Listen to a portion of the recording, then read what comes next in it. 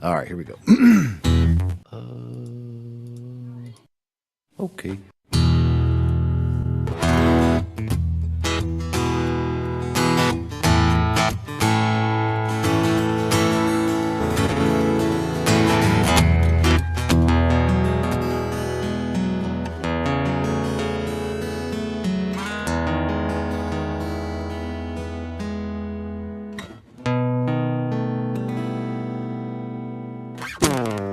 Is it a hump or a drop? What do you say? You got to twist your words in every which way, because the motto will always dictate what you do.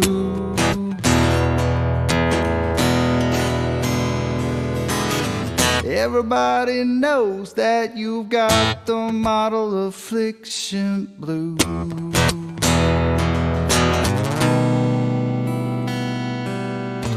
Is it a straight line or does it curve? Some people unclamp it, but that is absurd. We all know that the model will always dictate what you do.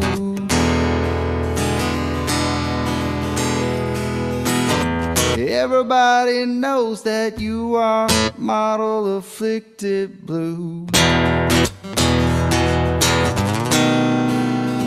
Model affliction. It's your addiction. That model affliction.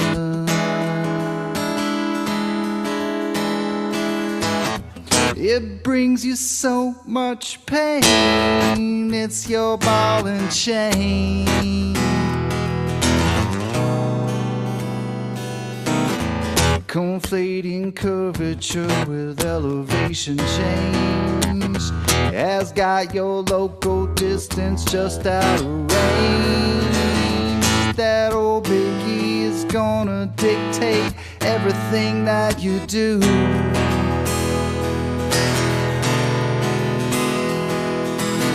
And everybody knows that you got the model affliction blue.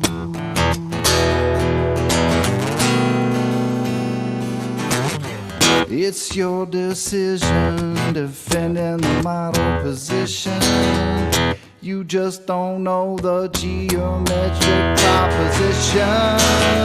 That old ball, it'll always be illogical to you.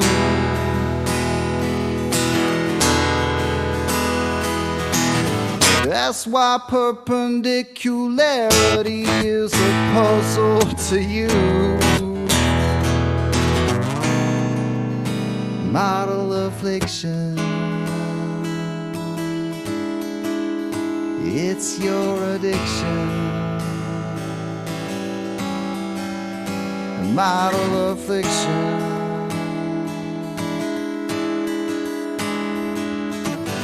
It brings you so much pain. It's your ball and chain.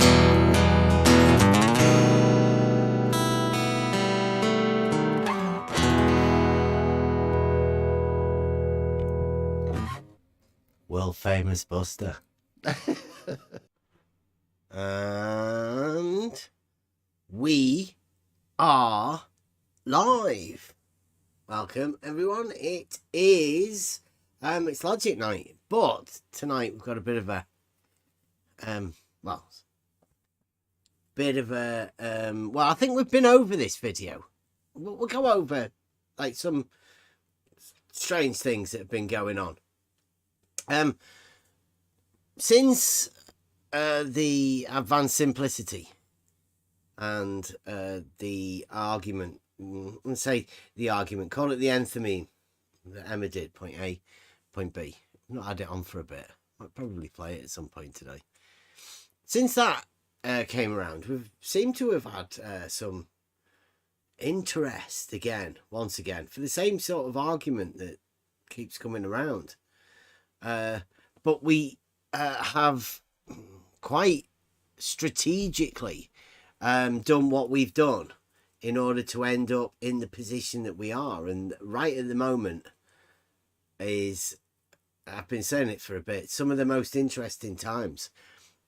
You will find out in Discord what's going on, but it's sort of, it's something that you can't really be told. It's an anthem. You sort of have to get it for yourself. That it means a conversation. Now, over the last 2-3 days, there's been a lot of conversation that we've had. We call it like a model affliction type thing, where certain people are like, I mean, we know what goes on now. I think we have a better rhetoric for the globe than the globe guys. At least I believe that people in this arena that obviously believe in the dogmatic globe. Up until now, we've never had any proof. It's nearly 2 years ago now. 2 years, not long ago, since we found out they have no proof. And what we're going to go over tonight is something fantastic for this arena. But obviously, it's a bit niche, right? Proofs within the globe. Not many people have them.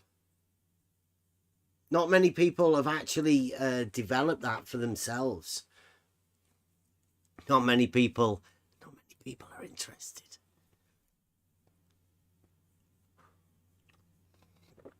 As always. So, it's interesting, isn't it? Conversation. Good evening. And I didn't put it in the Twitter and YouTube, did I? Maybe that's why people are leaving. So, what we're going over tonight is, this is a real globe development, let's say. We've been talking about it for ages. You know, bog standard geometry, how it has to work. But I do believe that for the first time ever, it has been able for us to explain exactly what happens on the globe with the separation of level and horizontal. And we've got a video going over it tonight. Obviously one of the best globe proponents at the minute.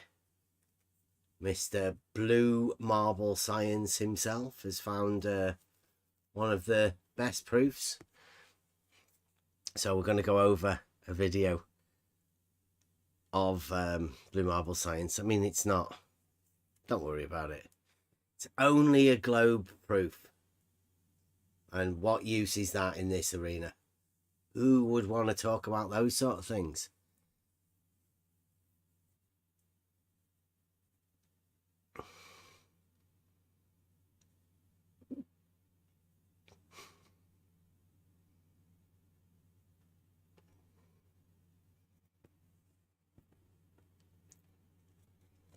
So, we've been having some really interesting conversations, and obviously, there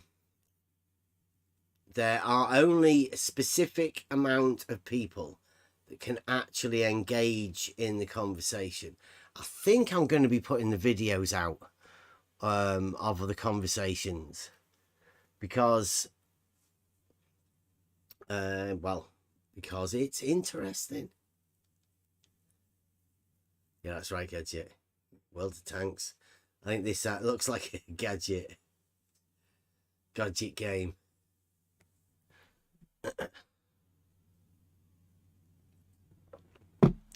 So, yeah, we're going to be going over a video, but I will wait for, I think Mike's going to come over. Can't miss this.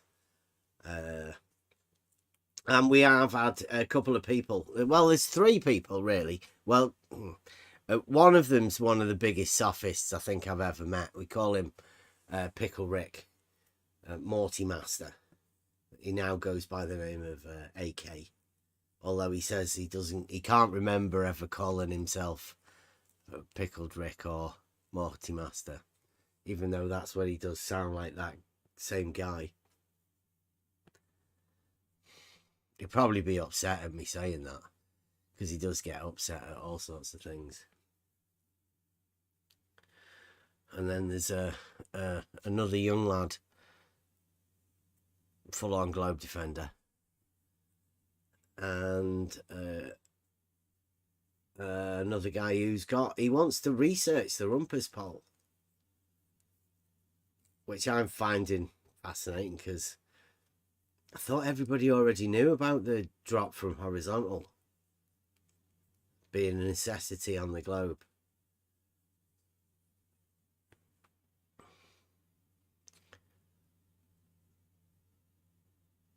Because that's one of the things I can remember coming into this as just a normal guy with a knowledge. Well, I said that level was horizontal at the beginning, and that caused a lot of people to get upset. So then I had to prove it, obviously, to myself, that level was indeed horizontal. But I've never been a flat earther. So under the understanding, me personally, that level being horizontal, that was on the globe. Still is. Everybody knows that they live on the globe, or on globe. It doesn't really matter, whichever way you want to call it. Capital G, if you want. So anything that happens in reality has to also occur on the globe. So knowing that how elevation changes were measured, I was happy to be able to say that both level and horizontal were at 0 elevation change. Like, horizontal has no slope, and level has no elevation change. A level is a even altitude. So to me, there was no difference. But somebody told me that it can't be on the globe. Level cannot be horizontal was the thing. And that cannot occur on the globe, somebody said. But I said, I'm not a flat earther. That occurs in reality. But wait, sorry, there is some inevitable implication from that statement. Because if level is not horizontal and it is curved, and they say that this is no elevation change because of something, whatever it is, therefore, inevitable consequence of that is that you have to have change of elevation regarding horizontal. If your horizontal is reference, it has to be elevation change. There is no other way. You cannot have both. That's what I say. That's what I was under the impression that level being horizontal existed in reality and the globe. I wasn't aware. Nobody ever gets taught anything about this sort of stuff, going through surveying and, engineering, mathematics. Nobody had ever said that horizontal had to be an elevation change. If so, it means that a level has to be parallel to horizontal. You cannot have anything else. If there is no elevation change on level and on horizontal, it means by necessity that they have to be parallel. Yeah, everybody knows there's zero slope on a horizontal plane, and a level has a zero elevation change also. It's just a way Yes, of making these similar. yes, but slope and elevation change, it is the same. It doesn't matter that it would be in other direction. It doesn't matter. So slope is elevation change. So if there is no elevation change in level and no elevation change in horizontal, by necessity, it means that they are parallel straight lines.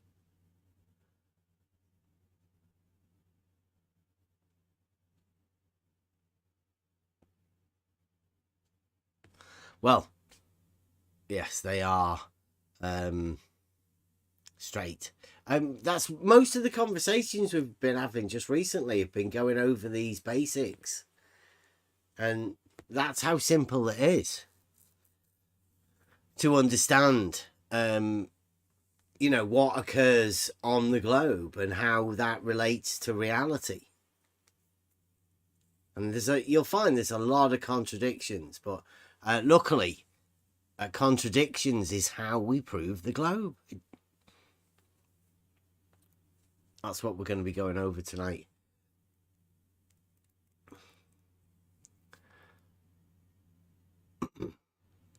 So hopefully Rumpus will be putting his videos out very soon. And then we can go over that. We have thought of doing a test, actually. It involves 2 auto levels. No measuring rods. Only on the level could do this. 2 bridges, 2 points, equal elevation, 2 auto levels, looking at each other. It's the stuff of dreams, isn't it? People have been stating it for ages. We'll go for a drive up there, we'll do it. We will do it. So get ready for that. We'll live stream it to Discord as well. Even wave some lasers. Blue Marble Science said he wanted us to wave some more lasers, so we could do that as well. Same time. So you just have to imagine yourself a rumpus pole. Reciprocal. Rumpus pole imaginings. Point out to people, obviously, it's not actual real surveying method, but go down in the history books. Like a bit of a warm-up for rumpus.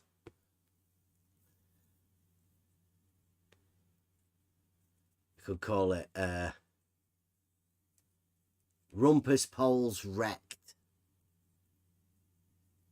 with a K.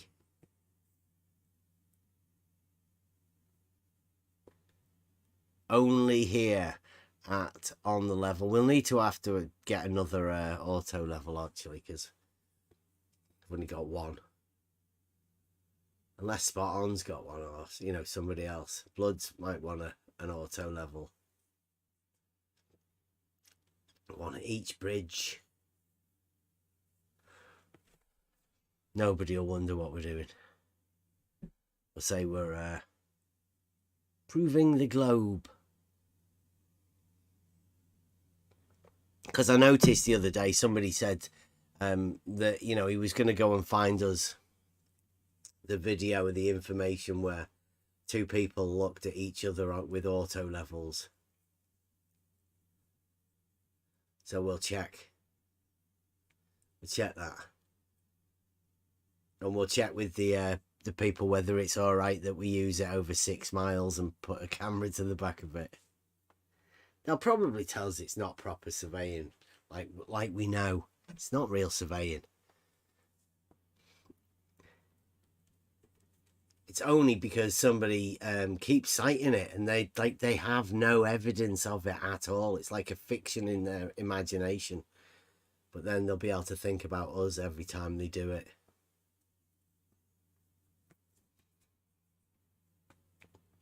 So, are we all ready? We want to go over a video.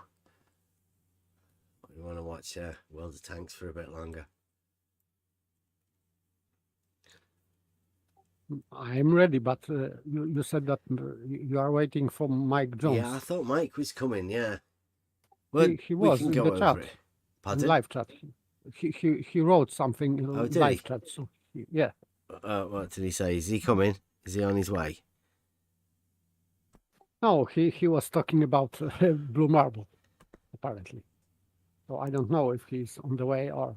Don't know if he's going to be able to come in. Oh, it'll be late. Well, Superstar Mike can come in afterwards. We'll go over it. Don't know whether he can come in. Hopefully you can listen to it, Mike. Let's go over it then. Who's here to listen to this? Because this is... I mean, we have already been over it. But it never harms to recap and listen to the maestro himself. Blue Marble. Let me just get this screen sorted. You guys can have this one and...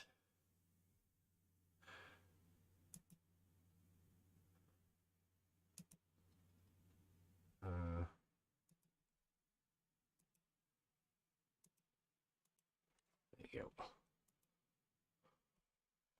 I'll go through this one comment. This is from Flat Earth Math. And this is, we'll go over the rest of the comments. But this one, I don't know where Flat Earth Math was going. He was going to make a video or something on vertical and horizontal being perpendicular. I think that's where we left off with math. And the fact that they couldn't actually have vertical and horizontal being perpendicular. Blue Marble proved that one as well. We'll get round to that. I did say we'd get round to that. But Flat Earth Math, 16 hours ago from this video, says, Blue, what you and Red did was quite unfair. The rules of engagement clearly stated, 5301, one must needs be jogging at a brisk pace whilst making one's argument.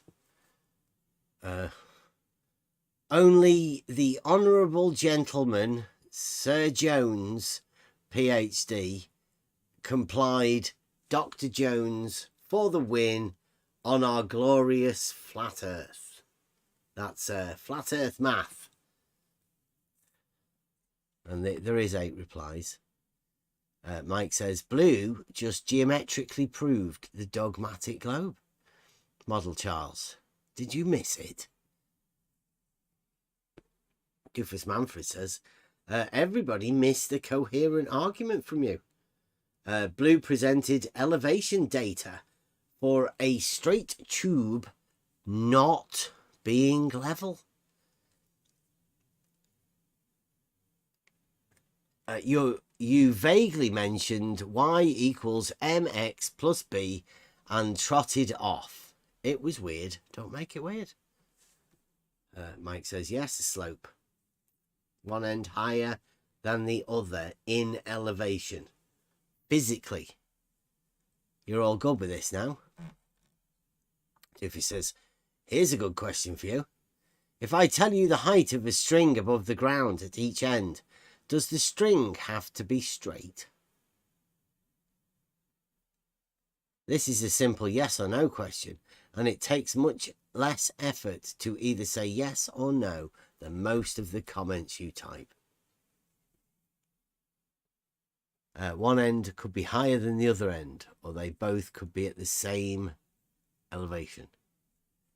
According to Blue, one end of the 2 straight LIGO tubes is 8 feet 8 feet in elevation higher than the other end. He's doubled up on the 8 feet thing. I noticed you dodged the question I asked and answered a question I didn't ask. Please give it one more try. Usual doofus Manfred. Somebody says, you haven't learned yet. Yes and no questions are much too difficult for Mike to handle. He won't learn how to do those until he graduates from Blurf kindergarten. Now, I know Mike, he's not a flat earther. There's a lot of people within this arena. We can go over all of these. There's loads of comments, but we can come back to it.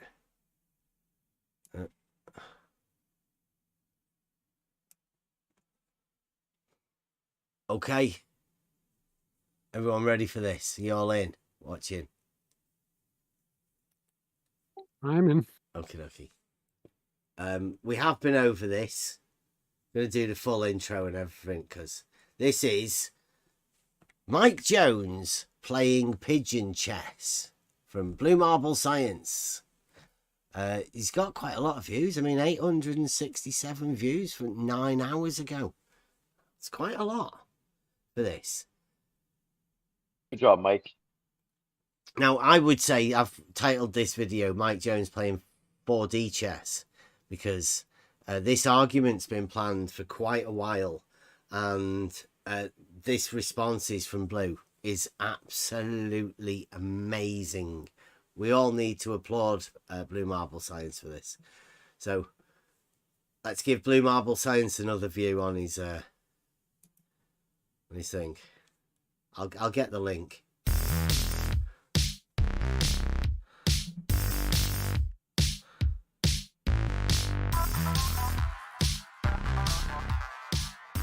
Blue Marble Science. Well, hello everybody. You know, they say never play chess with a pigeon because the pigeon will just knock all the pieces over, crap on the board, and then fly back to its flock to claim victory. I was asking that. Who does say that? What a weird analogy. I know. Who does play chess with pigeons? I mean, surely playing chess. There's other places to play chess, but who talks about playing chess with pigeons? It's really weird. And I don't know whether it's some sort of an analogy or anything, or whether it's just like one of Blue's weird stories. I noticed he's got rid of Gladys, though. Pigeon instead. Here we A go. while back over on Red Rhetoric's channel, I got into a bit of a pigeon chess match with a flat earther that calls himself Mike Jones. Now, like I say, Mike isn't a flat earther, but Blue Marble Science does like to do this. Mike can come back and point out for himself whether he is or he isn't a flat earther. But I noticed that Blue Marble's quite keen to categorize people in this manner. I don't think it's fair. Shouldn't really be done. Sort of an ad hom. But I don't know. Modern day ad homs, I don't know whether that's acceptable. Yeah. So let's see how that worked out. Okay. MJ, you chose that name, so that's what we will call you here. So let's do a mic check first. Mic check, please. Gentlemen. Okay. Everyone can hear him? Yeah, I can hear him. I can hear fine. It's a true mic So check, that. So, Astronomy Live, Big Blue, you are free to stay. Same with you, Slice Arcane. Piece of shit. So, all right, MJ. So, I know we've been over this, but it is worth pointing out once again. Red's Rhetoric, Astronomy Live, Big Blue, Blue Marble Science, and Slice Arcane. I think Mike Jones did very well getting on here. This is a rather exclusive group of people. Hey, what the fuck you got for us? So, Blue, we were chatting this morning, and you said that level isn't horizontal, and you can prove it. And I was just curious how you plan to prove it. When did I say that and where? No, it's a little Blue. Not talking to you. So there's the claim from Mike. Blue, you say that level isn't horizontal. How do you intend to prove it? Fair enough. No, you want to know when I plan to prove it. Yeah. You haven't watched any of the videos that I've provided. Okay, you haven't watched any of the videos I've provided. Is there a proof in one of Blue's videos for level not being horizontal? If there is, it should be titled "Proof of Horizon or Horizontal Diverging from Level" or whatever. Mm-hmm. Yeah, But I'm hoping so. there is no such thing, I think. Well, he till has now. done a few that are called level is horizontal or something like that. There's, there's quite there's videos out there. Yes, okay. I know that he made some videos about a topic, but Mike Jones is asking about proof, not about something about. That's the difference. But this is Blue Marble science proof, new science. Before, we've heard that they don't have any proof. Well, necessity, this is why I called this 4D chess. We've been developing an argument and simplifying it, advanced simplicity, and now we've got an argument ready. We're after engagement to have this conversation. Now, these arguments have been developed to help prove the globe. So what we've been doing, obviously, we're not flat earthers. We've been helping generate this, I don't know what to call it. Call it publicity. Why not? And Blue Marble Science is helping us push this new proof of globe. It's a slightly new, we call it Globgic, but that's what we're here to do. We have, obviously, we've built up the rhetoric, and we now have the ability to put forward these arguments for proof of globe. The real globe, the dogmatic globe, whichever one you want, either of them. Mike Jones in the YouTube chat, he's definitely not a flat earther. So Blue Marble Science has already ad hommed and misrepresented Mike Jones right at the beginning.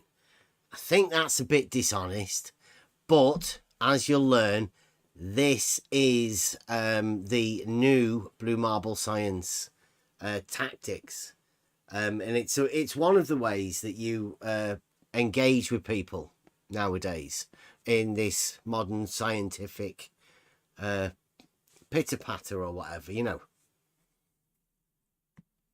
So it's like a cheerful, a joking sort of friendly banter.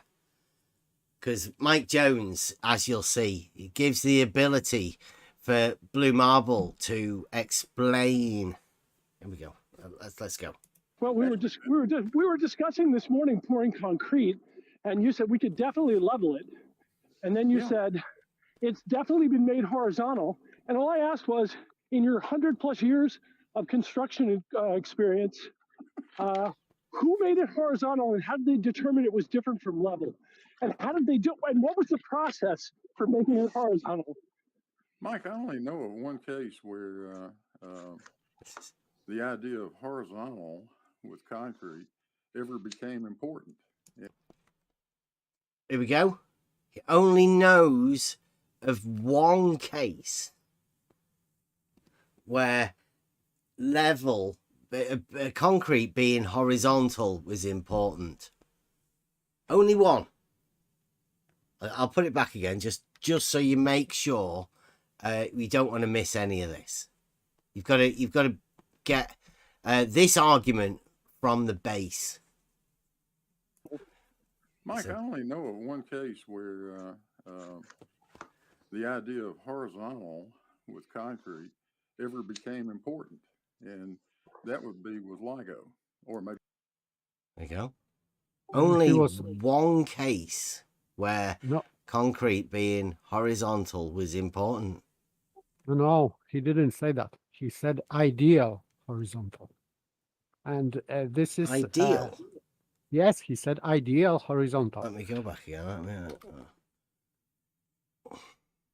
Where the idea of horizontal. I think he says the idea of horizontal, doesn't he? Idea? Yeah, the idea. Maybe I of misheard horizontal. because I heard like ideal horizontal. But maybe let's I'm go mistaken. again. We'll do How it. did they do? And what was the process for making it horizontal?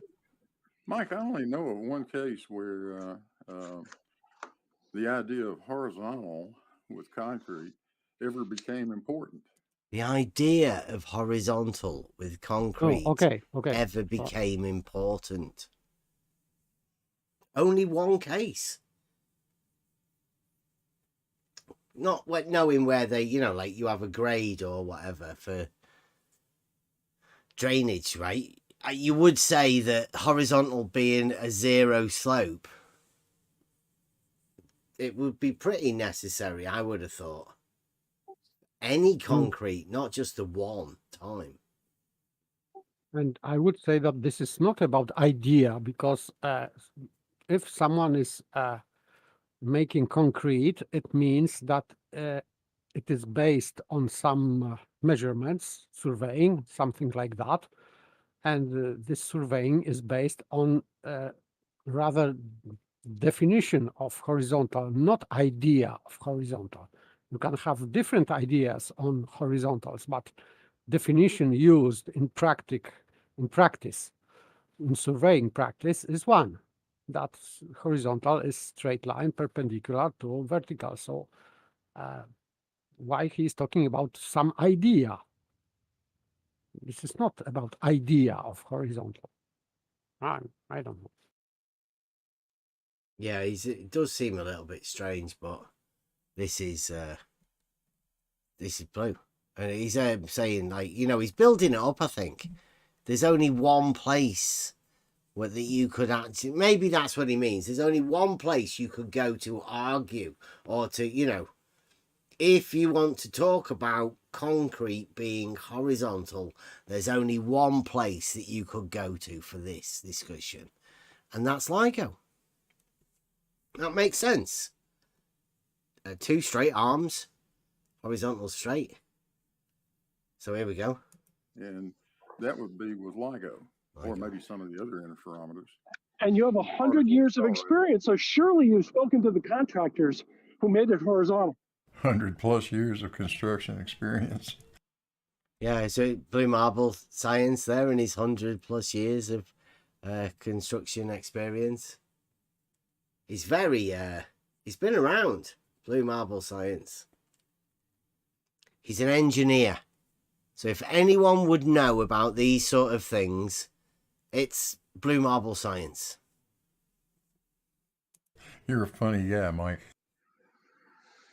Are you talking about LIGO? No, I haven't spoken with the contractors. I've gone by the... So it might not be horizontal. So the concrete foundation might not be horizontal. For those that might not be familiar with it, LIGO is the acronym for Laser Interferometer Gravitational Wave Observatory. Oh, there you go. You want to hear that again? You want to hear that again? For those that was impressive. For those who aren't familiar, he practiced that one, didn't he? He's got it scripted. He's got it wrote out in his script, but he practiced this. So the concrete foundation might not be horizontal. For those that might not be familiar with it, LIGO is the acronym for Laser Interferometer Gravitational Wave Observatory. He misses the W, right? Because doesn't really have the same. So they missed. Sounds like a commercial. Yeah. The wave. They missed out the wave part because it's straight lines, really, isn't it? And you know, because we're debunkers now, when you look at this, can you see the mirrors? Yeah. Let me just get rid of the Discord. Where's it gone? Oh, never mind. Oh, what? Okay, so you can see the mirrors, and the laser comes from the laser, and that laser comes through a power recycling mirror. Through a power recycling mirror, or a few of them, perhaps. And then it hits the one that's tilted at 45 degrees. Actually, no, a bit of it goes through the one that's tilted. It's partially... Oh, no, that's the beam splitter. Sorry. The beam splitter. It goes through the beam splitter to go straight, and through the partially reflective mirror on this side of it. Obviously, this side of this mirror must be the partially reflective one. So it goes through that, hits this mirror here, and doesn't come straight back up the mirror. It moves over to the side a bit, obviously, because it needs to go back through. No, it needs to keep bouncing, I think. It's bouncing through, because it keeps bouncing anyway. And then it goes back. The detector, I don't know. It doesn't... It's hard for me to work that out. How does the laser go through a mirror, bounce, and then come back again on the different side and go through the mirror as well? Isn't it meant to bounce? It only... Oh, this one's a full refractive mirror. So it does bounce at these end ones. It bounces back again from the ends.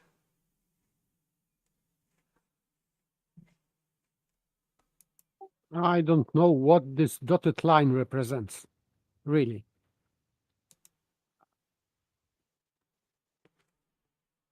The dotted one's the return path. So it is not returning just bounced off. It's doing something else. Well, this is a simplified. Yeah, but how does it manage to go through a mirror and then bounce off the mirror to come back again? Because they do bounce backwards and forwards, don't they? That's what the As a matter of documentation fact, says. Go ahead. Essie, you know about that. No, is that you, Buster? So do you, bro. So feel free. It's Mobius. No, Mobius. But Oh, Mobius. I mean, sorry, Mobius. Why do I always do that? I should slap myself. Sorry.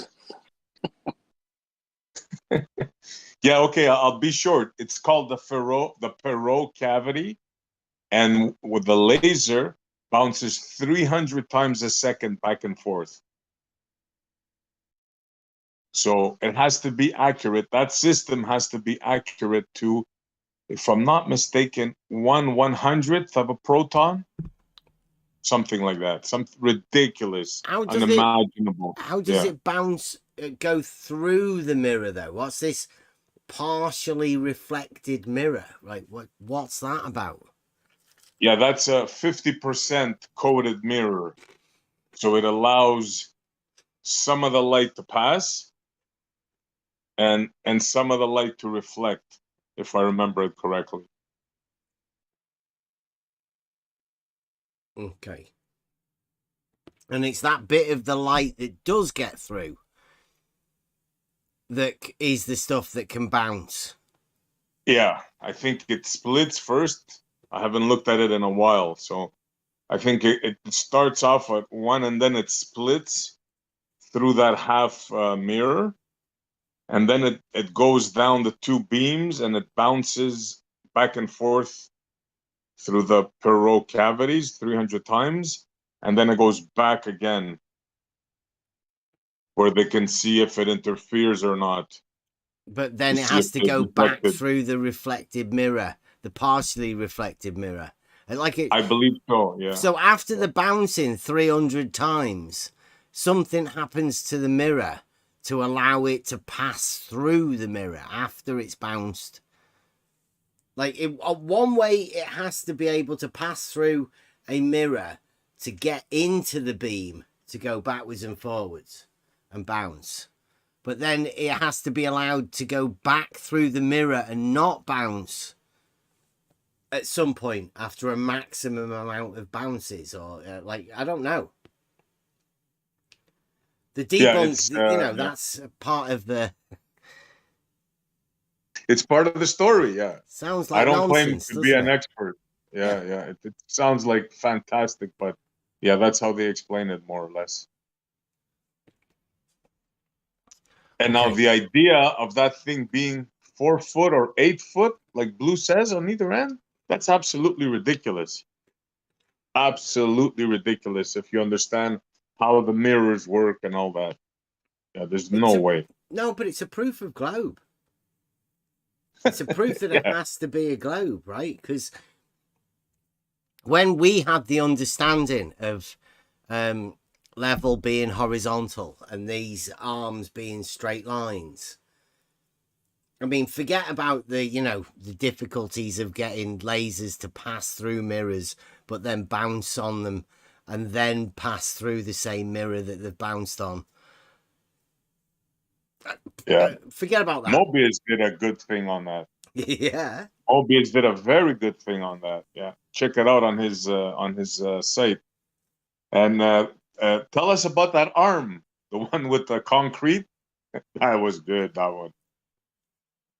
Well, we get there to this. Have you seen this one of Blue's? This latest one? I've seen this video. Yeah. Okay, so let's carry it on. Because have you seen it, the one with Blue talking? Because Blue's done the talk over it. With Reds. With Yeah. Reds. Yeah, I seen it. Yeah. Okay. Because he has just he's just done it recently. Over the last couple of days with his little voiceover. And that's what this bit is now, where he's talking about LIGO. Here we go. Yeah, Blue posted it and he was bragging about it. Yeah. Yeah. Nice. Yeah. Yeah, and how many other people were taking it on?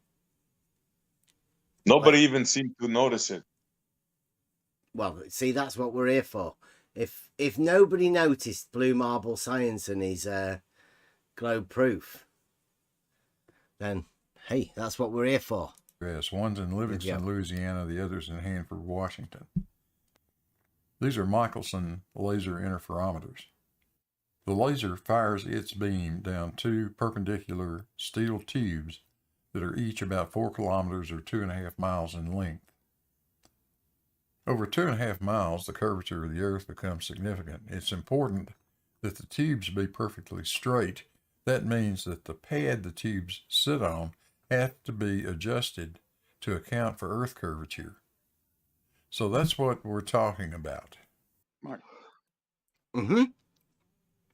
The pads of LIGO having to be adjusted for Earth curvature. Okay, got it? Has to be. Yep. If you say so. You time and time again that none of the pads at LIGO are technically horizontal. None of the pads at LIGO are technically horizontal. Go over it again.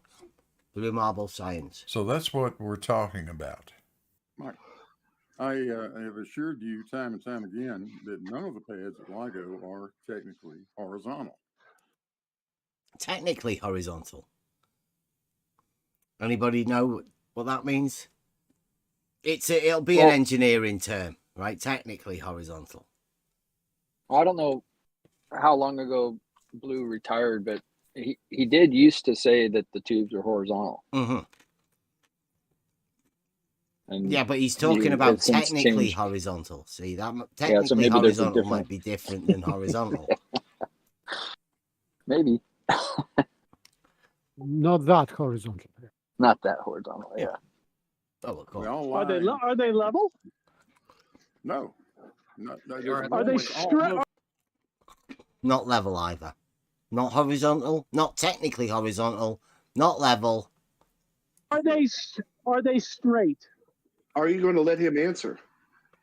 Are they straight? These guys always want to talk about level and horizontal. They think the two. Now, can you see that? What do you reckon to that? There is number of propositions. Okay. So not proven. How many? No, first, verticals are radial lines. So There's this 5. is first. Yeah. So 5 laws of globe. They not look familiar. yeah, this is just the story. Yes. So to These are the 5 laws of globe. assume. Are these the Rump- Rumpinian laws? Rumpus and Yeah, think, or these they are- may be like an adjustment. Blue may have maybe rewrote them a bit. Some of the bits that he wasn't happy with. These are the 5. Ah. Verticals. These are like the when Blue Buster just recently been talking about with the rule book. Everybody has to go in into conversation with a rule book of their preconceived rules. Everybody has them. It's when we talk about the model, this is what you talk about, the rule book that people go in with. And these are the rules that have been wrote down by Blue. These are Blue's rules that he's telling everybody. These are the rules he's living by in order to get his globe proof. And it is good, isn't it? Like, he's got a circle there.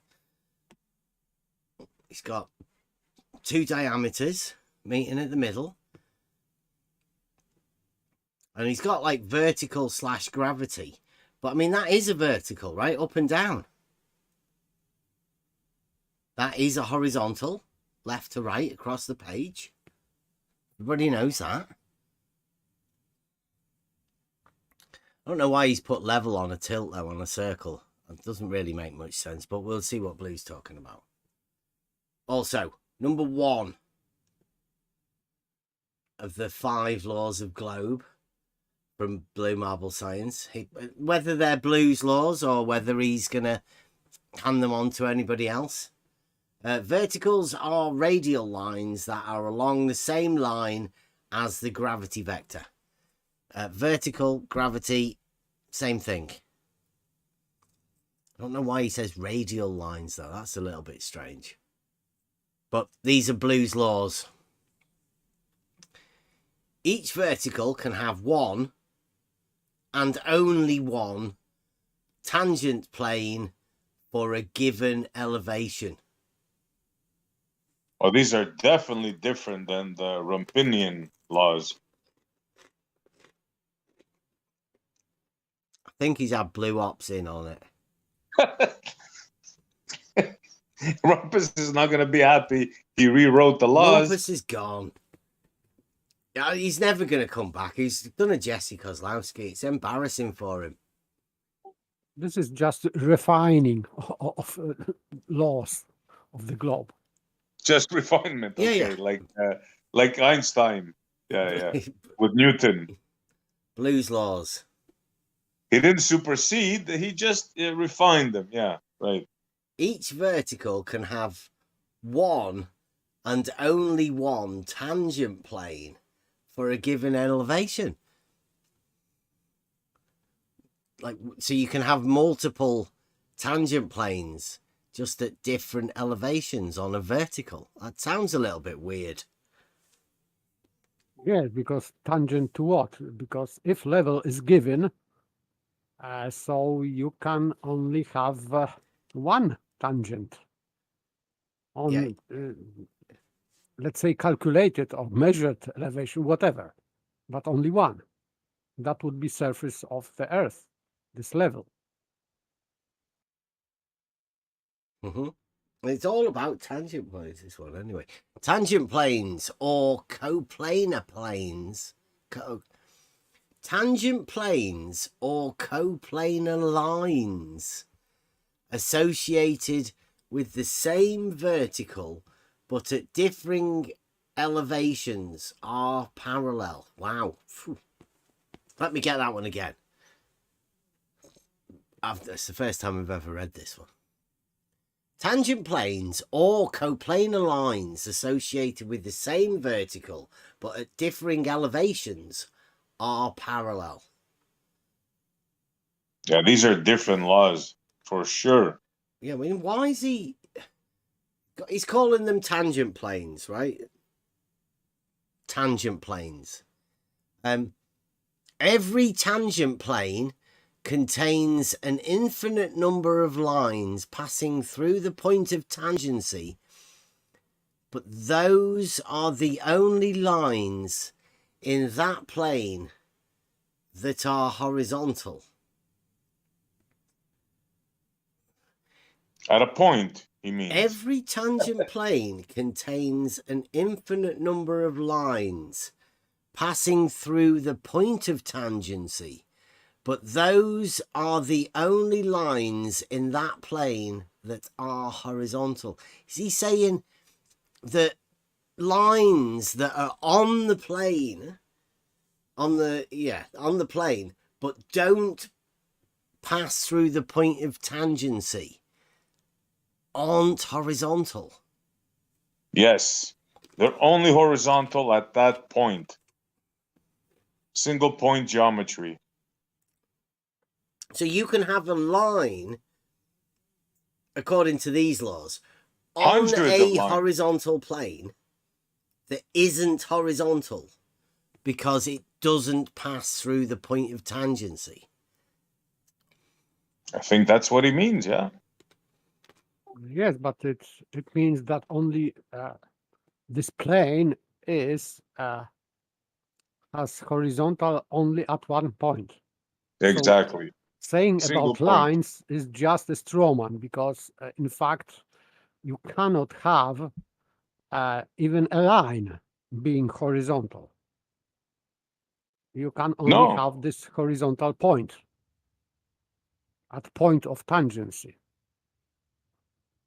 So that's what he's saying. Yeah. So one of the segments of the line that does pass through that, if it doesn't contain that point, it's not classed as being horizontal, according to Blue.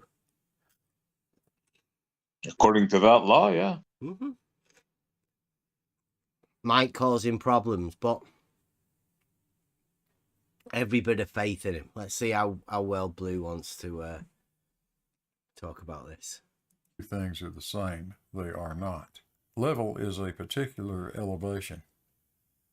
Level actually is all the points that are at the same gravitational potential. Equipotential. You see? Equipotential, yeah. Single point geometry. This is what we have led them to. This is it. Collection of points. Yep. Level's a collection of points. Level, horizontal, everything. Everything is just at a point. But isn't that a little bit... Wasn't it all of the points of horizontal? Now, is he equating that to all the points of level? Let me go back and listen to that again. Level is a particular elevation. Level actually is all the points that are at the same gravitational potential. Wow. See? Yeah. All the points. It's a collection of points. At a gravitational potential. Yeah. Wow. Equipotential surface. That's good, that, though. I'm liking the way that Blue's laid down his laws for himself. right? Just to remind himself. These are what we live by. Make note. This is Blue's laws. Has to live by them. Horizontal, on the other hand, is a straight line which is tangent to a particular elevation or a particular level. Tangent to an elevation. Which is a point. What? An elevate is just a point, isn't it? On the vertical datum. Why is it tangent? It's perpendicular to it. Is he? I think he's got mixed up with what tangent is. I'm perpendicular myself. Vertical is simply a radial, which is perpendicular to any particular horizontal line. Which is a, you got it, point. Point. Yeah. Point. A horizontal line is a point. Yes. A point of tangency. Yes. Yeah. Very, very scientific. Yeah. It's the horizontal line that is just a point that exists within this dogmatic globe model. Blue Marble's going to prove it. So level and horizontal have two very different meanings. Two very different meanings. An equal elevation, I would say. I wouldn't say that's very different. But Blue thinks that they are very different. In the case of LIGO, the two arms lie in a plane which is tangent to a particular elevation. Here it goes again. Okay. So, is that horizontal?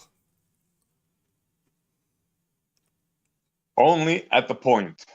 But it is A at a tangent. particular elevation, and it's tangent.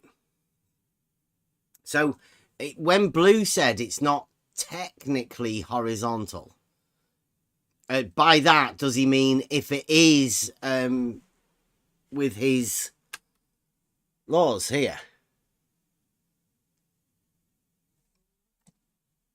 Horizontal there, and that plane. And can you remember earlier where he said it's not technically horizontal? So LIGO lies in a plane that is tangent to a particular elevation. Are we okay on that? Yeah, so far, yeah. Yeah, so far, yeah. The But next part is the It's good not part. technically, well, it is, it's not technically horizontal, that plane. Well, like In he the case said, of only at a LIGO, point. Yeah, but the plane that LIGO lies in is a plane. And like horizontal is a straight line. It's not just a point on the vertical. You're talking in reality now. Well, no, I'm just talking about in Blue's idea, right?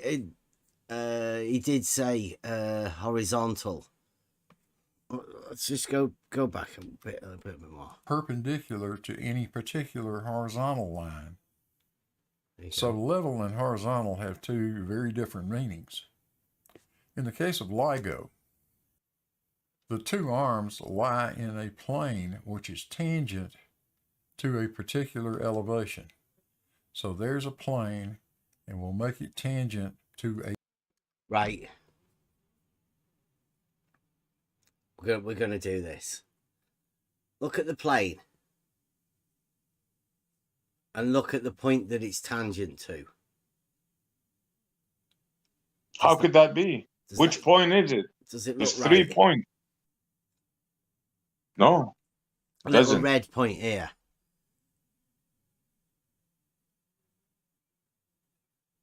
The picture doesn't show this properly, so It doesn't look right, does it? There's like I don't know, about here somewhere. yeah, For me, something you like know, that. like I don't know, it's More. hard to tell, isn't it? Exactly. You know, Off, somewhere yeah. around here somewhere, but not here. maybe Yeah. here, yeah, somewhere around there, somewhere. Yes, because in this like perspective view, this plane is above the ball. So it has to be the highest point in this picture of the ball. But what he is marking, it is not.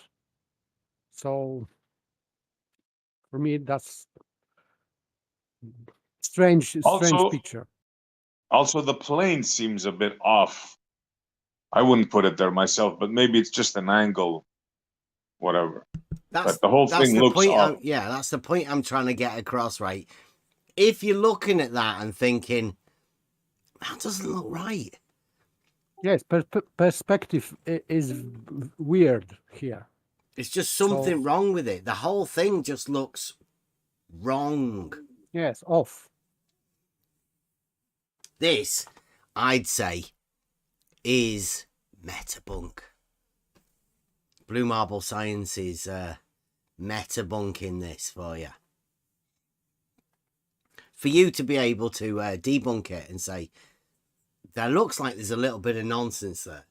Whether Blue doesn't understand where a tangent is, or, you know, doesn't understand what a tangent is, or it just looks a little bit wrong. It just does. Can't get away from that. A particular elevation at that point. The two arms form a triangle, and that tangent point lies somewhere within that triangle, like that. Okay, like that. The tangent point lies within that triangle somewhere, says Blue Marble. Has he helped himself out a bit? Could the tangent point possibly lie within that triangle somewhere? I don't see that in this picture. So what else do we see? Metabunk. Sorry, let's debunk. Anybody see anything else that looks a little bit strange? If you ever talk to Blue Marble about this, you might see it. Say what you see. Come on. this northwest and southwest. Okay, now they are directions. Yes, they are triangle arms, so they are not perpendicular. So what would northwest be, and what would southwest be on the compass?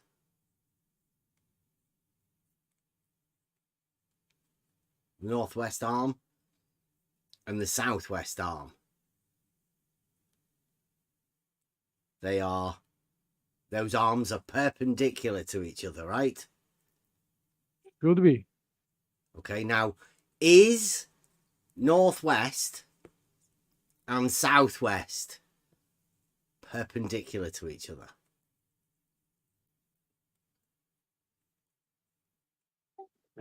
Yes, in all drawings, yes, they are. On any map or whatever. So Northwest and southwest. East and north. East and north. That would be perpendicular. Yeah. Southwest, northwest.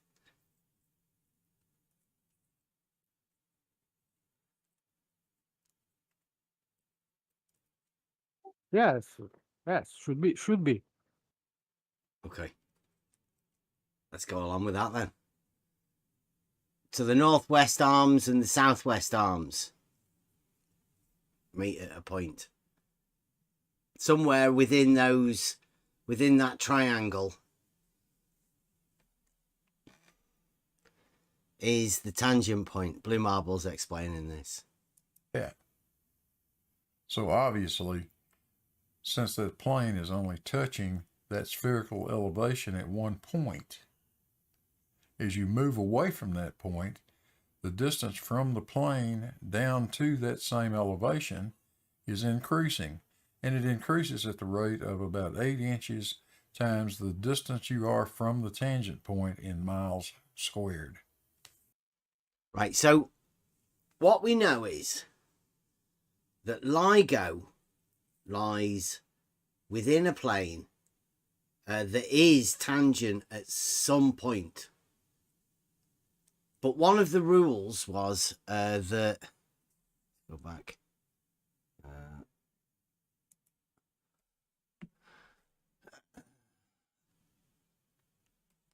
Tangent planes associated with the same vertical but at differing elevations are parallel. Each vertical can have one and only tangent plane for a given elevation. Right, so LIGO lies within a plane, and each vertical can have one and only one tangent plane for a given elevation. And we've got one tangent plane that LIGO lies in. There we go. That spherical elevation at one point. As you move away from that point, the distance from the plane down to that same elevation is increasing, and it increases at the rate of about 8 inches times the distance you are from the tangent point in miles squared. Here's the actual elevations at LIGO.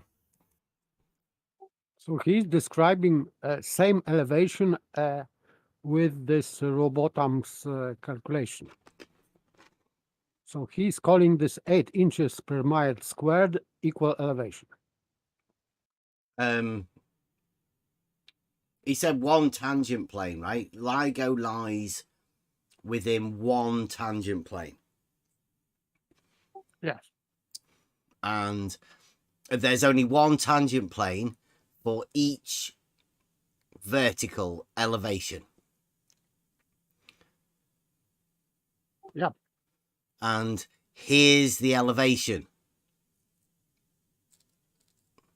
There's 3 different elevations, so anybody see a problem? I mean, it's going to be how we prove the globe. Yes, because this I am really not sure if he's talking about equal elevation due to curved level or due to this horizontal plane. Yeah, it's a tangential plane, right? What he called a tangential plane, but call it horizontal plane if you want. Horizontal at some point, somewhere in that thing, but it's only a horizontal plane at one elevation. Yet you've got 3 different elevations. So which tangential plane for which elevation are we talking about? He's thinking earthworks. We won't give the ball away, but you know what I mean, Bev. Well, you find the top.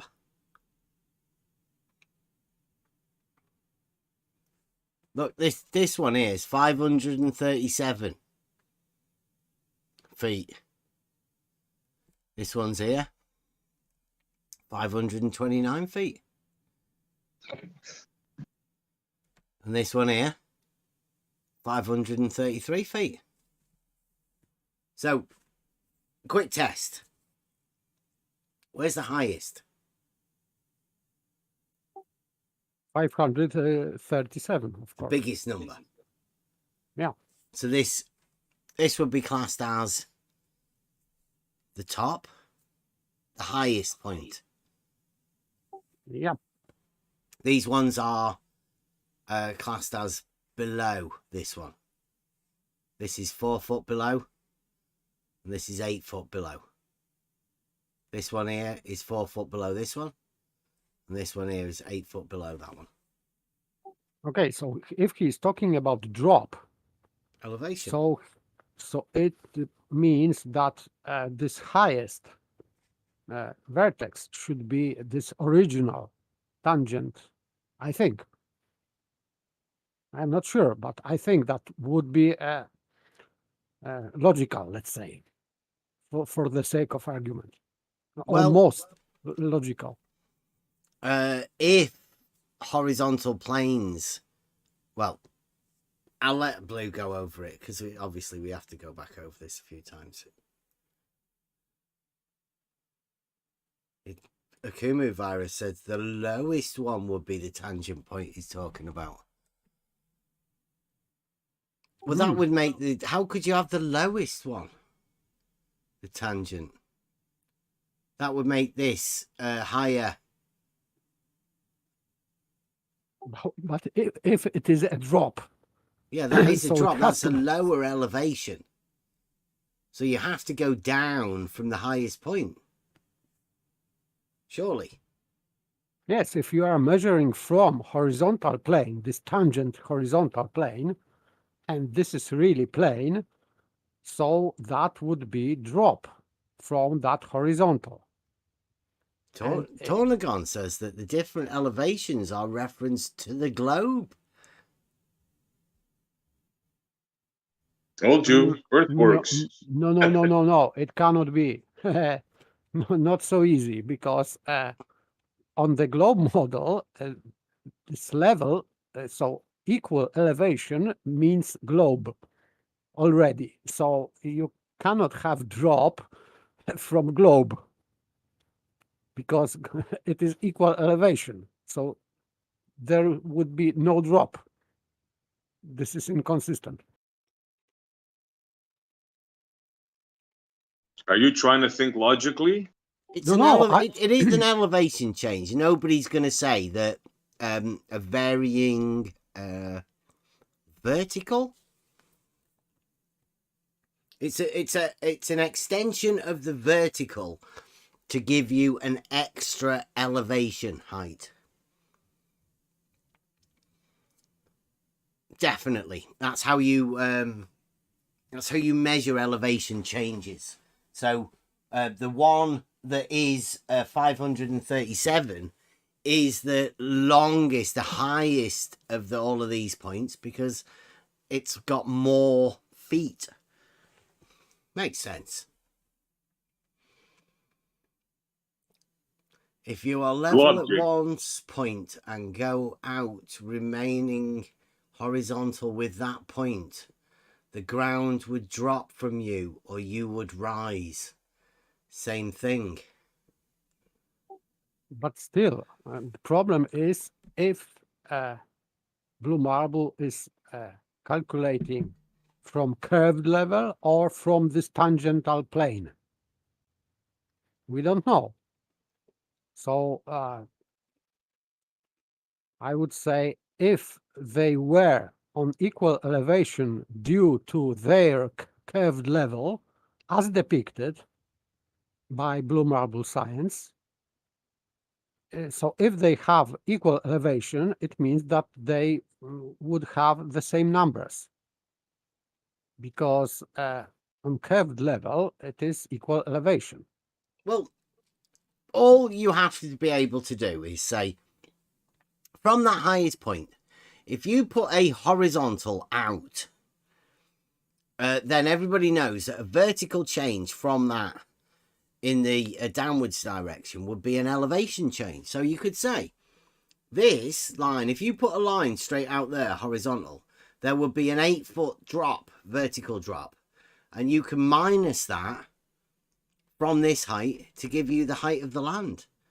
So that's the height, the elevation that he's talking about is measured as an 8-foot drop from the horizontal at this point.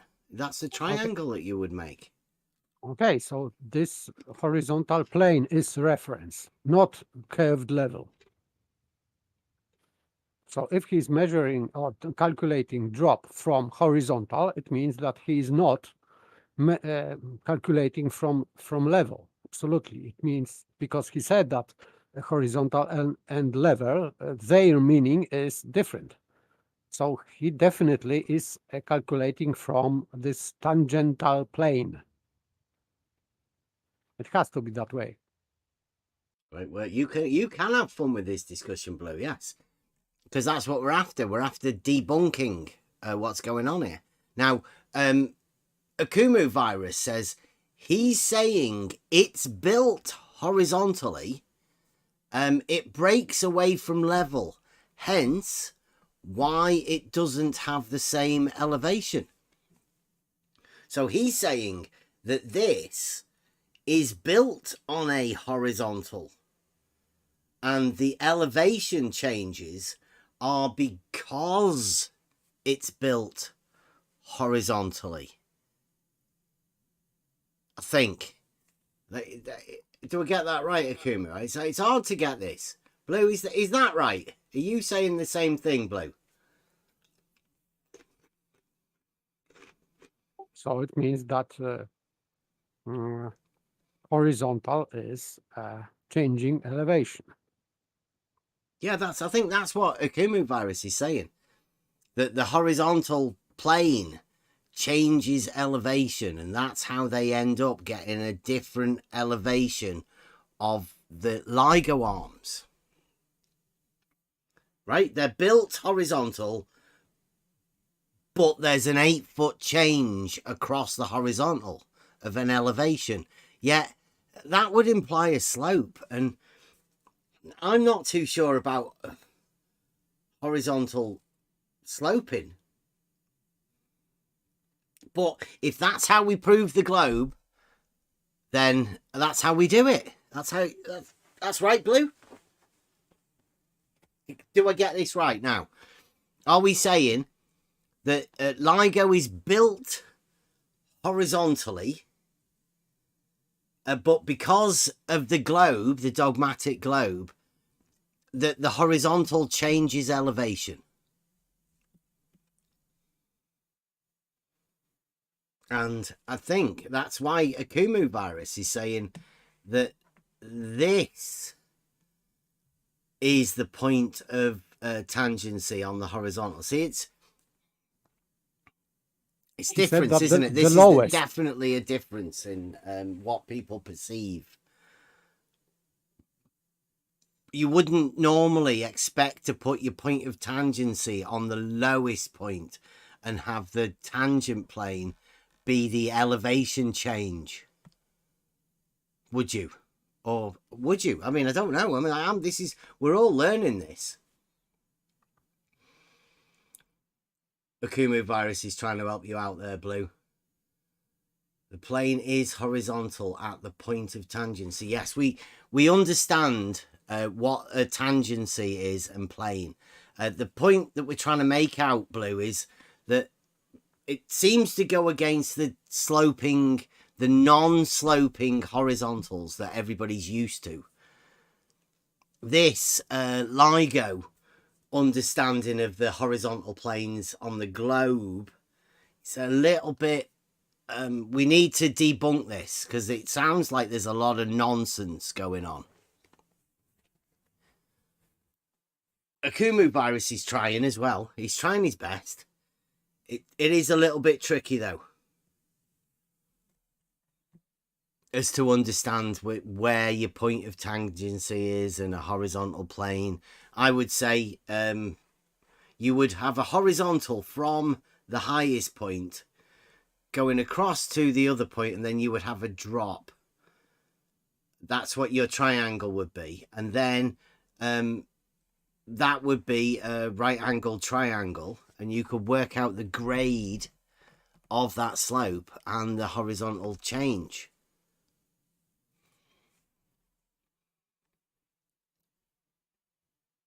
It's probably not. We'll come back. Here we go. This is for Hanford, Washington. The elevations begin at 529.63 feet at the end of the northwest arm. At the vertex of the two arms, the elevation becomes 533.78 feet, and when you get to the far end of the southwest arm, that elevation has become 537.88 feet. These are the actual elevations that are measured and presented in the as-built drawings from LIGO. Yeah, they are straight. And you say Great. curvature.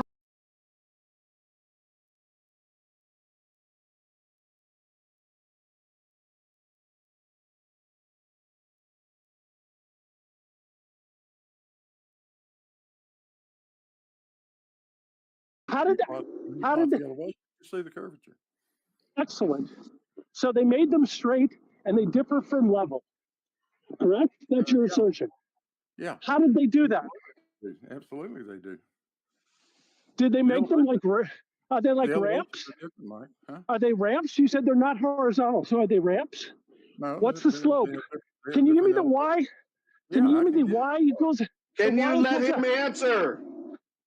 oh I can fuck give you the off. slope. Y equals mx plus b. Hang I can on, give you the slope, hang Mike. on, If you go out to MJ. Hanford, Washington, MJ. both I of under, those arms. hang on, hang on, hang on. I understand this is usually how it works in someone else's Discord or Dude, live you chat. just yelled at me. That does not work here. So you will have to let him finish. You ask him a question, he needs to be given the time to answer. Okay? You can unmute now. Go. Big Blue, you have the floor. Sorry, Blue's got the floor. Let me go. Blue's got the floor in as well. Blue says, in his usual sense, how TF would you know what is normal, Bev? LIGO has said from day one, LIGO speaks from day one that the plane is tangent somewhere within the triangle formed by the arms. Their exact words, somewhere.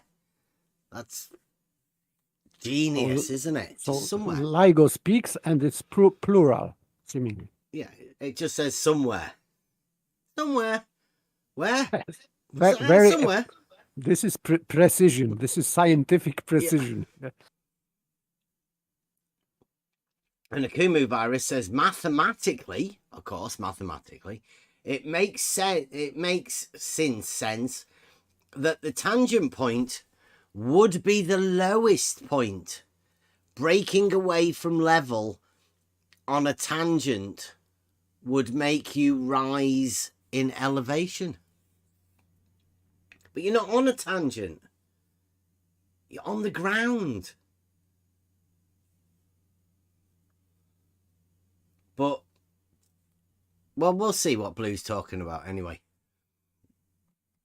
This is one of the the newest globe proofs. Got Blue Marble Science to thank for that. If you need him to repeat the question, just ask him that. Whoops, sorry about that. I was muted. Didn't realize it. If you go out to the Hanford, Washington site for LIGO, both of those arms have a 4-foot elevation change. Both of them. It starts at one end, and I can't remember the numbers off the top of my head, but it starts at one end of one tube, climbs 4 feet in elevation to the apex, to the center point where the two arms join. And then from that point, it climbs another 4 feet to the other end of the other arm. So neither one of those technically are what you would call level, are they? They have elevation changes. And the same thing is true. Excellent. Elevation changes. So you start at one end of one arm and you go to the apex. 4-foot elevation change. Up. You're now at the apex. You're looking at the other arm. Another 4 foot up. That makes 8 feet.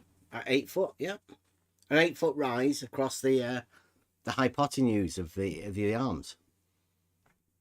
Unbelievable, Blue. Unbelievable. That's the plane that LIGO lies in. It has a slope across the diagonal of 8 feet. Across the side, one arm, 4 foot. LIGO. Elevation change. 8 foot across the diagonal and 4 foot across the side arm. That's precision engineering. I'm sure that makes it easy to align the mirrors, right? Yeah, once you know that the tangent point is somewhere in the triangle, then I'm pretty sure the calculations will all work out. Somewhere. Yeah. Uh-huh. Excellent. Can I ask a quick question? Yeah.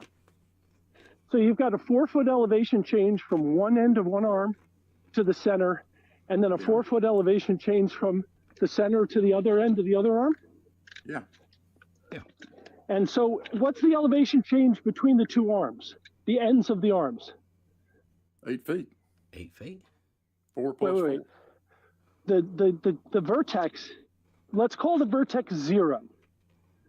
Okay. And you're going out to the end of one of the arms. So that's 4 feet up on a slope, y equals mx plus b slope, right?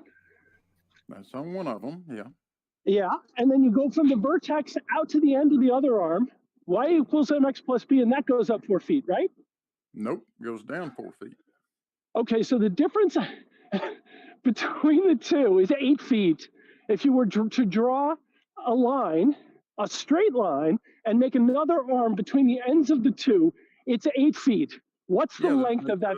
What's the length of that straight arm? If you were to draw a line between the two on that 8-foot slope, what's the length? What's the length of it? Well, they're about the arms are about 2.5 miles long. So could you perhaps square 2.5? Shall we do the Pythagorean theorem on that one? Oh, why don't you? What? Yeah. Excellent. A squared plus b squared equals c squared. What point is trying to be made here? Because clearly curvature is affecting the ends of the arms there. So what's the point actually being made here? So, Blue Marble Science gets a bit of help here. It doesn't sound scared at all, Blue. Red's Rhetoric comes in and says, clearly, curvature is affecting the arms of LIGO. Would that be the moderator? Yeah, but how is it clearly curvature affecting them? He's just said there's an elevation change.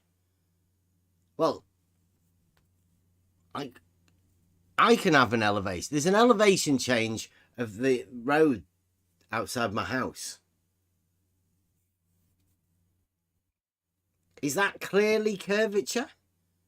Or is it clearly an elevation change? How do you equate curvature to an elevation change?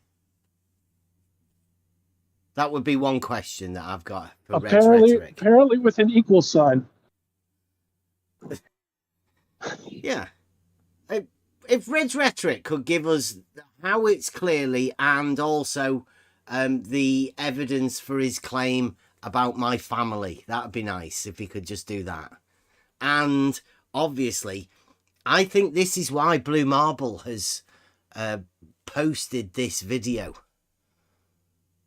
Because Blue Marble is hoping for a bit of help from Red's Rhetoric, because Red's Rhetoric's in this video saying quite clearly this elevation changes of 8 foot, one arm from the apex, one arm going up 4 foot, the other arm going down 4 foot. That's quite clearly affected by the curvature of the earth, apparently. Affected by the slope of the land that they're putting on. I can't imagine why they haven't built it straight. On a plane. Because didn't he say that it was a horizontal plane? Or only horizontal at a certain point? But there's an 8-foot slope across the plane. So where on this plane that there's an 8-foot slope across the diagonal, Blue, where is it horizontal? Yes, at which point? Which point on the sloping plane is horizontal, Blue? Yeah, the sloping horizontal plane, yeah. Blue did say that at some point, like even LIGO said at some point, so that would be handy to know, Blue, since you've told us it's a sloping plane, elevation anyway. I mean, could you have a plane with an 8-foot elevation change that is horizontal? I'm not aware of that sort of thing, but I mean that might be how we prove the globe. If we can prove that horizontal has an elevation change, at least at LIGO, Hanford, or wherever, it doesn't really matter. That's how we get to prove the globe. That would be great. That would be the first globe solid proof. Yeah. That literally, it's here, isn't it? It's there. We get to prove that horizontal planes, it is horizontal at some point, this plane, right, Blue? It's not a sloping plane, is it? All right, okay. Let's go. The question is, what's the process for making the concrete between the vertex and the ends horizontal or sloped according to y equals mx plus b along that 0 to 4 foot rise, as Blue says? One's a rise, the other is a fall. One's a rise, the other's a drop. And if you were to draw a third line straight, that would be the hypotenuse, correct? Yeah. You're making Excellent. This, so that's c squared. So a squared plus b. I was talking. You're making this overly complicated for no reason. The process in which He stepped all over the proof. to LIGO is that they want I think that it is too complicated for Red's rhetoric, or just interrupting because Mike is making good points. Yeah, Blue. He just cut him off. Yeah. Mid freaking sentence. Right in the middle of geometric proof of the globe, he cuts him off. The bastard. Yeah, imagine that. But I think, play it back again, right? This is Red's rhetoric responding to Blue Marble and his geometric proof of globe. Hypotenuse, correct? Yeah. You're making excellent. So that's c squared. So a squared plus b. I was talking. You're making this overly complicated. You're making it overly complicated, Mike. So Pythagorean theorem is too. Yeah. So Pythagorean theorem is too complicated for some people. It's a Euclidean Pythagorean proof that sloping horizontals prove the dogmatic globe. Blue Marble Science and LIGO proof that Red's rhetoric's just completely brushed over. I'm glad you put this out, Blue, right, as a video. We'll go over some of the comments because they are hailing you as one of the. So can I ask? Do we think? Because I'm tending to think now that Red stepped on Blue purposely. What, to take it off him? Do you reckon he wants to claim it? Well, I don't know if he wants to claim it or he didn't want Blue saying yeah when Blue said yeah, and immediately Red stepped in. And Mike said excellent and carried on from there. But as soon as Blue said yeah, it seemed Red stepped in. I'm wondering if that was purposeful. Sounded like it was purposeful. Well, Reds is in it now. Reds was there. Slice Barcane's there, but I think Blue cuts it a little bit short of the Slice Barcane and the tangent plane because it's obviously different. He's got a sloping tangent plane. Red played the tactician there. Mm-hmm. He came in. He did a side swipe. He did, what do they call that? A side maneuver when you get flanked. He totally cut Mike off at the knees there. What a move. Well, Mike, I've been saying this for a bit. What we needed quite recently, I think, the Globe guys got a bit complacent within their Globe proofs. I mean, okay, we did have Bob and the episode where the shorter than a straight line thing, but that's obviously, it was a bit too hard to push that rhetoric And obviously something happened between Bob and Blue and they fell out. So that one wasn't taken on by many people, the shorter than a straight line. But you will see some of the conversations that we've had. Blue is trying to bring that one back again. He's sort of stealing it a bit. We might get to there in a bit. Right triangle. Yep, Blue. Pythagoras. For no reason. The process in which they're using when it comes to LIGO is that they want to keep the laser that's within that vacuum tube perfectly straight. It is level at the point of origin. See, now, Wow. Red says it's level at the point of origin. That's the laser. Can that be true? This is what he said. So it is this vertex where this laser is split. That's where it's level. So this is where arms have a right angle.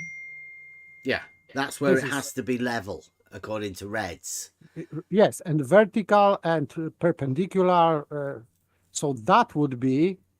But wait a minute. Point of tangency. Sorry. Yeah. Yes. Well, no, because one arm goes up 4 feet, and the other arm goes down 4 feet. So how can that point be level?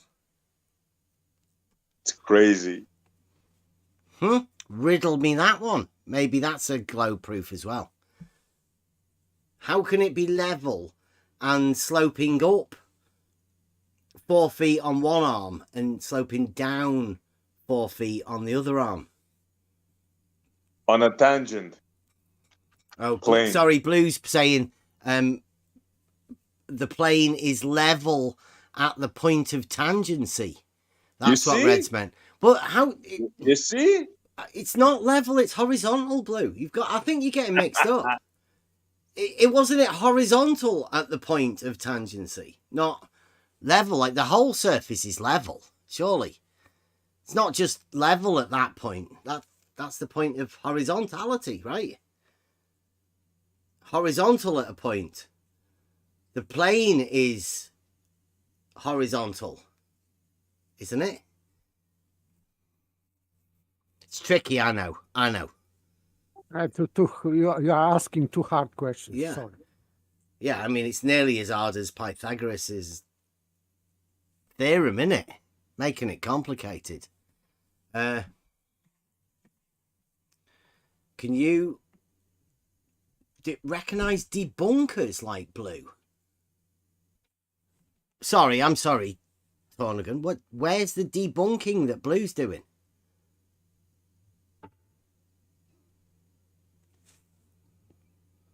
Or is Blue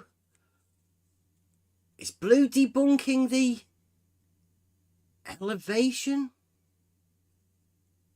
profiles? I'm pretty sure. I thought that we were doing the debunking, but apparently when Blue was doing this, Blue was doing the debunking. Can you Flurfy types recognize debunkers like Blue are merely pointing out your errors? What's our errors? Tornigan, I hope you're helping out here. I like this. Blue, in this video, this is genius. Blue, in this video, is debunking what we're saying right now, according to Tornigan. This is interactive. This is how far ahead Blue is. What's he debunking? It's reference to the varying height of the surface of the Earth. What is, Tornigan? What's referenced to the varying height of the surface of the Earth? Nice insult there as well at the end, Tornigan. Thank you very much. Always goes down well. Debunkers should not be name calling, Tornagon. Obviously, you're not a debunker. Blue Marble Science is, according to you, the debunker. Anyone, any ideas on what Blue Marble is debunking about LIGO being straight? I think that he's debunking himself. Rather, maybe. We need I think we need a model of this so we can see. But as the arms extend outward, you find that the curvature of the Earth plays into effect there. But still keep. So when you like, if you stand now, right, and do like put one arm in sort of like a Heil Hitler, sort of up a bit, and then put your other arm out to your side like an aeroplane, and just put the wing down a bit. That is the orientation of LIGO. Yeah, so skew, not That's the orientation of LIGO, and that is due to the curvature of the Earth, apparently. I mean, it makes sense, doesn't it? Doesn't follow. Sorry, doesn't follow. What do you mean? No, they of course they would put the arms at those sort of orientations of LIGO because of the curvature of the Earth. I mean, that's the only reason why they'd have the arms at those sort of different elevations. According to Red's rhetoric, I mean, it's a globe proof. It's a geometric globe proof. All you have to do is imagine that that's a horizontal plane, and then bish bash bosh, you're done. That's what you do. You stand like that and go, where's the tangent? Proves the globe. Yeah. Makes perfect logic to me. Keeping the laser straight, there obviously needs to be compensation for the curvature. The fact that to keep the laser straight, there obviously, he said obviously a few times, there obviously needs to be compensation for the curvature of the Earth in order to keep a laser straight. Right? That makes sense, doesn't it? Doesn't it? Of course. It's a necessity, as a matter of fact. Yeah, I mean, you couldn't keep a laser going straight if you weren't compensating for the curve of the Earth, could you? Just think about it when you go outside with your laser.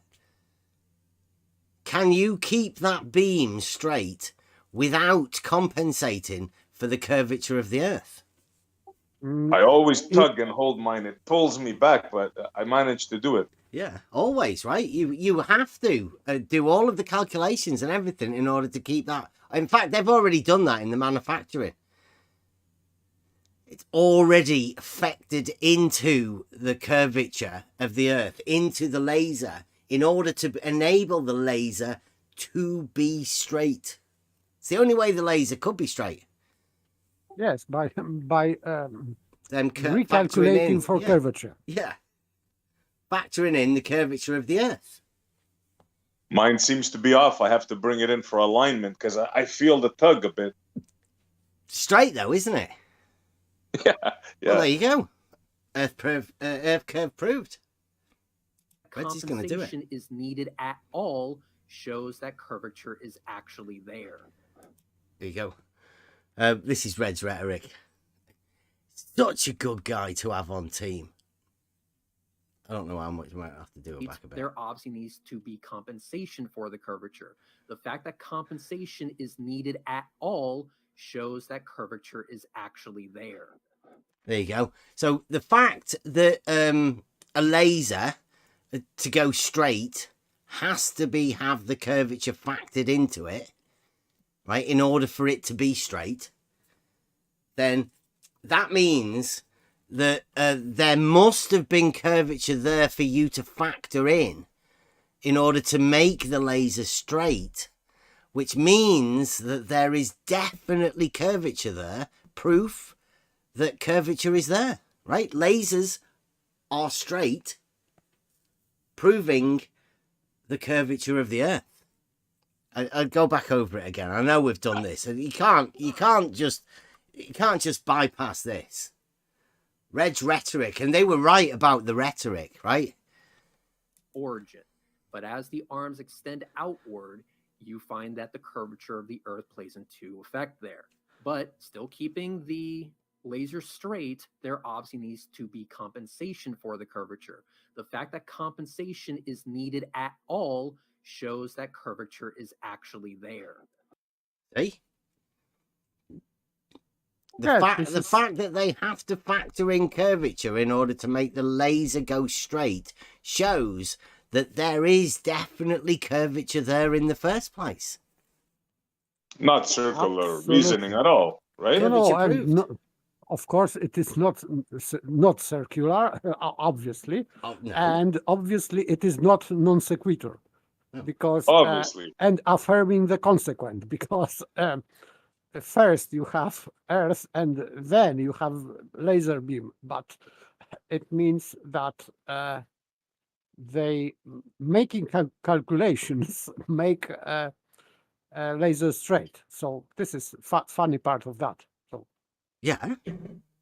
Yeah, and then what you do is you get your buddy, friend, Blue Marble Science, to prove that with a sloping horizontal plane.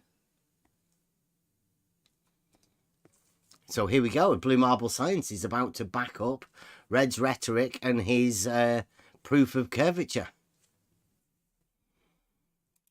Correct? When it was built, you're saying that it's built at some point. There's a quote center of that ball, top of that ball per se, and it slopes away from that point.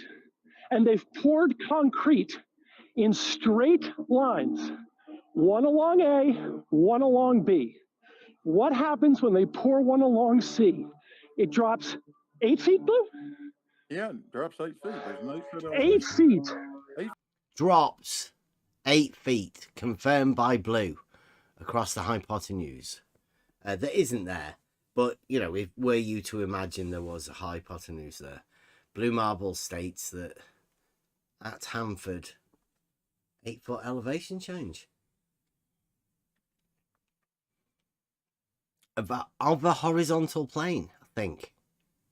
On the hypotenuse. Thank you. It's been great, guys.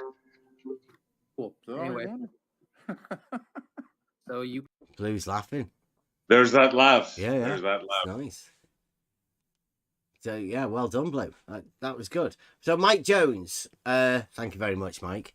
Arm number 1 of LIGO up 4 feet to the apex. Arm number 2 from the apex out perpendicularly to the original arm that we've just gone up 4 feet, goes out and upwards another 4 feet.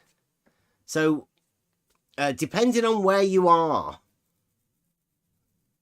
stood, well, if you stood at the apex, one arm goes up 4 feet and the other arm goes down 4 feet. Elevation change, a rise and a fall. You know, originally, SE, we did the rolling balls. Where do you think you would put a ball, right, for maximum travel? Have we got that picture? What are we on here? On LIGO? 11 minutes. Well, they Let's told go us. back We to- don't have to wonder. They actually told us, bro. You put a ball bearing on either end of the arms, which are 2.5 miles long, and the ball bearings will roll to the center. No. With this one, do you reckon? Well, this is different. No. We're talking about the previous. Yeah. You're talking about You're this new one. you're talking about a different LIGO there. We're talking about this one of Blues that we're dealing with, the one that Blue's talking about. Well, you can clearly see which way it's going to roll here. I mean, yeah. Yeah, well, let's say a Kumu virus, right? A Kumu virus is saying the tangent plane is at the lowest point. You know, the 529. If you were to put a ball there, which way would the ball roll? At the lowest point, it wouldn't roll. It shouldn't, but shouldn't. okay, but It shouldn't roll anywhere. But that's where Nope. Thingy has the tangent plane. But that tangent plane has to go to the other arm, doesn't it? Because Blue Marble has said that the entire thing lies within a plane. It would be very bad if you don't play the rest of the video, Bev. It would be very bad. What are you talking about, Blue? It's tempting, that. To play or not to play? What is he saying? no, he said that it would be bad if you don't play. But yeah. Mike Jones has sent us $2 there. I am going to play the rest of the video, though, Blue. I mean, we'll go over it a few times. This is perfect stuff for us to have a go over. Because we are practicing debunking. And I'm not too sure whether there are people that can grasp this first time round. It takes a lot of understanding, I think, to be able to go through this, what we call globe. Globe thinking, globe thought. So, would you be along with me, right, that placing a ball at the top point with the 537, it should roll downwards to 533, hit the apex, perhaps bounce around a little bit, and then continue to roll down to the 529. Ending up there, right? The balls roll not to the center, but to the lowest point, like water, let's say. If it was water flowing, it would flow to the lowest point, wouldn't it? Yes, so you can imagine that this is aqueduct, this LIGO. So yeah, we could imagine there's a canal at either end, going down the arms.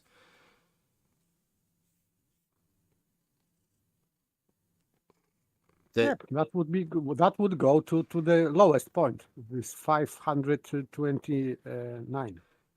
It would be 8 foot deeper. Now imagine mirrors hanging there.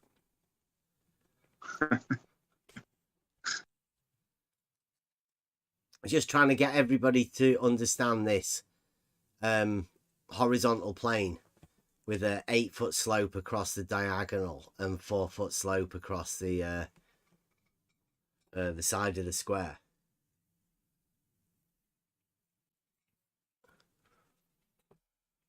Four foot that way, 8 foot that way. Highest point would be across the diagonal. Let's go over the end bit then, hey, should we? There we go. So you could defeat him that easily? I guess it didn't take much, did it? Yeah, it didn't take much. Okay. Too bad Mike didn't want to stick around. We could have talked. This is the bit. This is the bit that Blue said it would be really bad if we don't play this. So Blue, I don't know. Would it be bad for you, Blue?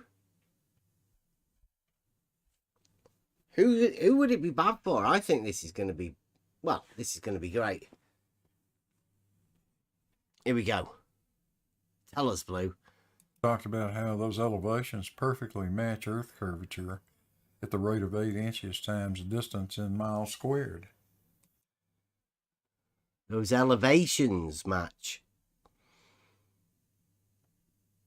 Earth curvature.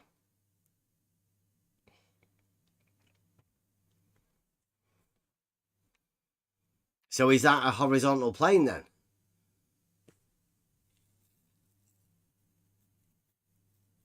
And the elevations of the land match. Because that is the elevations of the land. Isn't it? You know, like when you get a higher elevation, that's the elevation of the land, isn't it?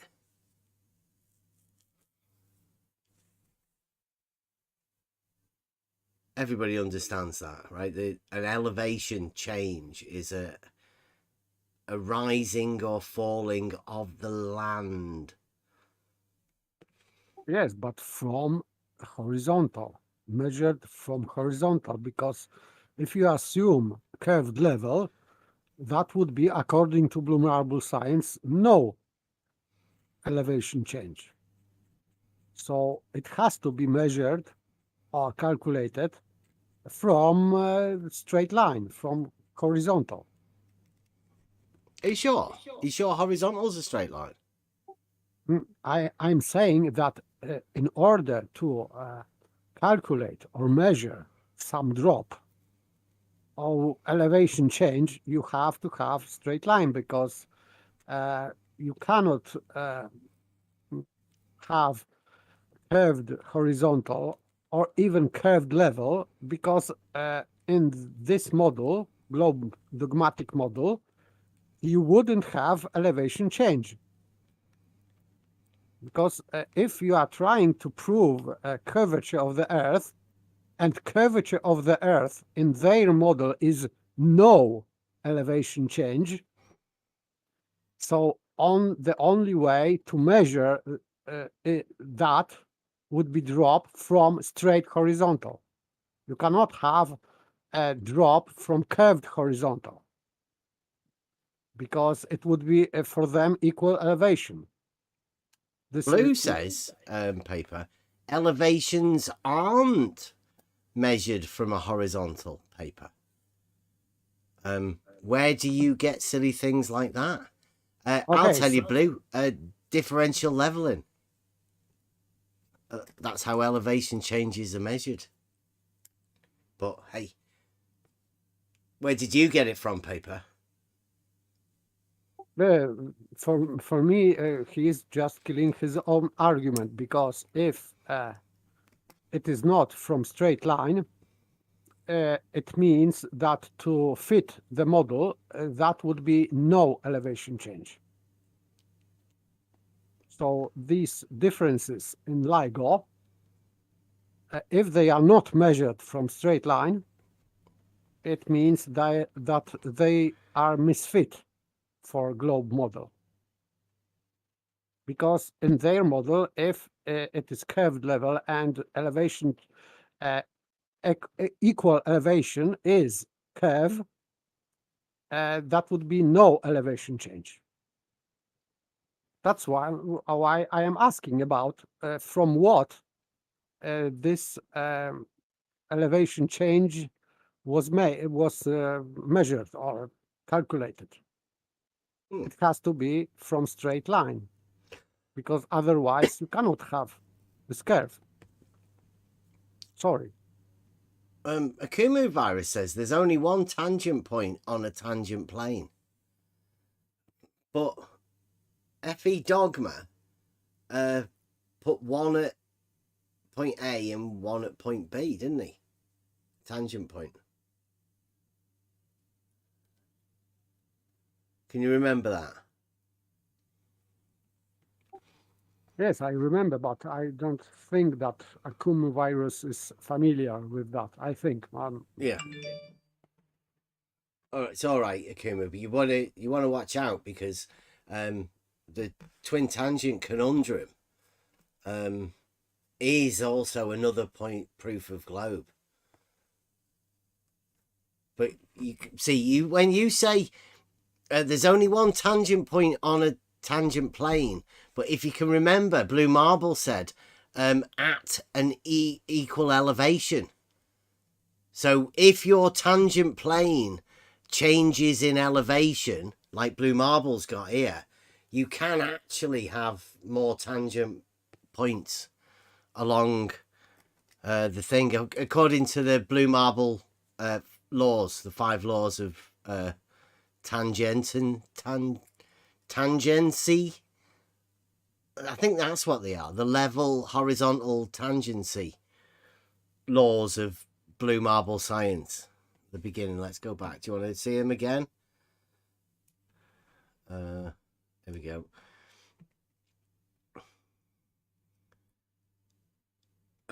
Level is a surface that cuts. All of the points have the same gravitational potential. Elevations, no. Tangent points. Tangent planes or collinear lines associated with the same vertical but at differing elevations are parallel. Tangent planes at differing elevations are parallel. So you can have a tangent plane. You can have LIGO lying in a tangent plane, but as long as that tangent plane has a changing elevation, you can have more tangent planes that are parallel to it. I think. But I don't know what parallel would mean. There may be a problem with that one, Blue. Number 3. Each vertical can have one and only one tangent plane for a given elevation. See, as long as the elevation changes differ, it's allowed for. Each vertical can have one and only one tangent plane for a given elevation. And the elevations change. We know the elevations change. So you can have another one elevation, another tangent plane for every elevation.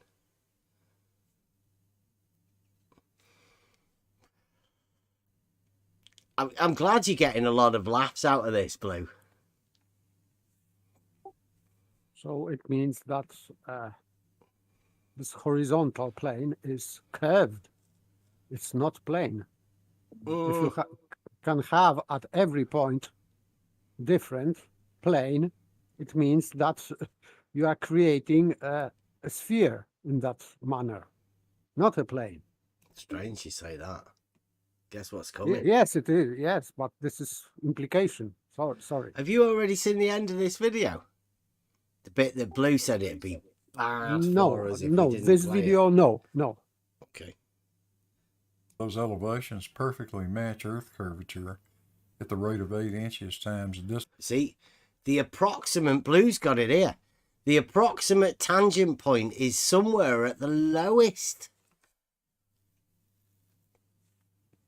At the lowest. That makes sense, doesn't it? I mean, that's the only place you could put the tangent point on a globe would be at the lowest. Right? Doesn't it make sense that your tangent point would be at the lowest point, sloping upwards 8 foot?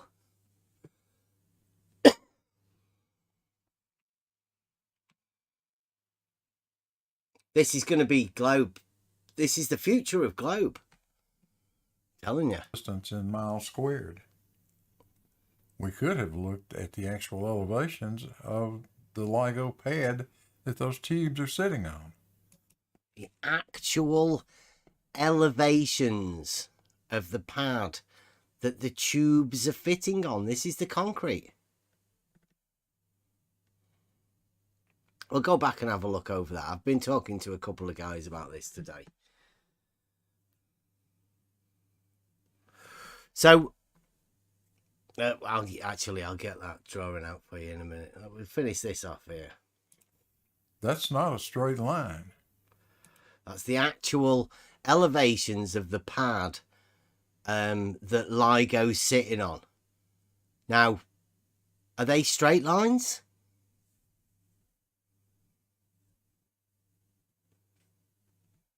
Are the LIGO arms straight? Supposedly, yes. Okay, let's listen to this again. Listen to Blue. We could have looked at the actual elevations of the LIGO pad that those tubes are sitting on. That's not a straight line. It's not a straight line. So you thought, right, that the lasers and all of that, you thought that they were straight, the straightest things in the universe. Remember how it started? That Mike asked him about pouring concrete, and Blue said the only place where horizontal has been important was LIGO. And now he's saying that these are the actual elevations. And it's not a straight. Trick of the eye. You know those lasers that they have? You thought they were straight. But not. Nope. Change in elevation, look. Pad elevation, feet. Change. Whoop. And it's not in like a linear change either, is it? Look. Mike, thank you very much. Mike, $10 says, did Blue forget that he and LIGO, it was LIGO that said, claimed that the delta between the surface of his dogmatic globe model and the sloping horizontal tangent plane is a vertical elevation change? Here. It's got it in this drawing here, look. See these lines here? Going up and down. Commonly called verticals. That they're straight. This is the vertical change of elevation. Pad elevation in feet. And the station in feet, in, you know, the length of it. Yeah, you're right, Mike. It's an elevation change. So this, well, I'll go back and do that in a minute. Let's just finish the Blue off. He's telling us all about this. I'll go back over it again. Listen. We could have looked at the actual elevations of the LIGO pad that those tubes are sitting on. That's not a straight line. It's not a straight line. But we could have done something really interesting. We could have plotted an inverse curve, an inverse version of that at the rate of 8 inches times distance in miles squared, and combine those two curves, and you get the perfectly straight line of the LIGO laser tube. Huh? See? Nifty little bit of mathematics. Right? When you measure the elevations and find out it's not a straight line, then what you can do is you can plot an inverse of that measured elevation curve and come up with, hey presto, boom, a straight line. So that would be an average of the straight line, average of two curves. It's not really, because when he's done the thing, if you look at it, it's not quite in the center. There would be a little slight curve in this that he's not quite got right. I mean, maybe he's plotted it and he's plotted it on the wrong way around. Possibly. It's fatter still here and thinner here, and it's fatter here. Yes, I know. It is not a mirror as should be, but still the idea is good. But problem is that idea is good to prove globe, of course, but still problem is that averages don't exist in reality. So you have to choose what is in reality, because LIGO is real. Yeah, but let's give Blue points for sophisticated approach. All right. To solving a problem, right? He's just pointing out that the actual elevation profiles of a straight line is a curve. Right? The actual elevate. I'll go back. I've got other drawings, right? But then, in order to solve that mentally, you plot an inverse That's good, isn't it? That's good. Sophisticated points. I bet Akumo virus is having that.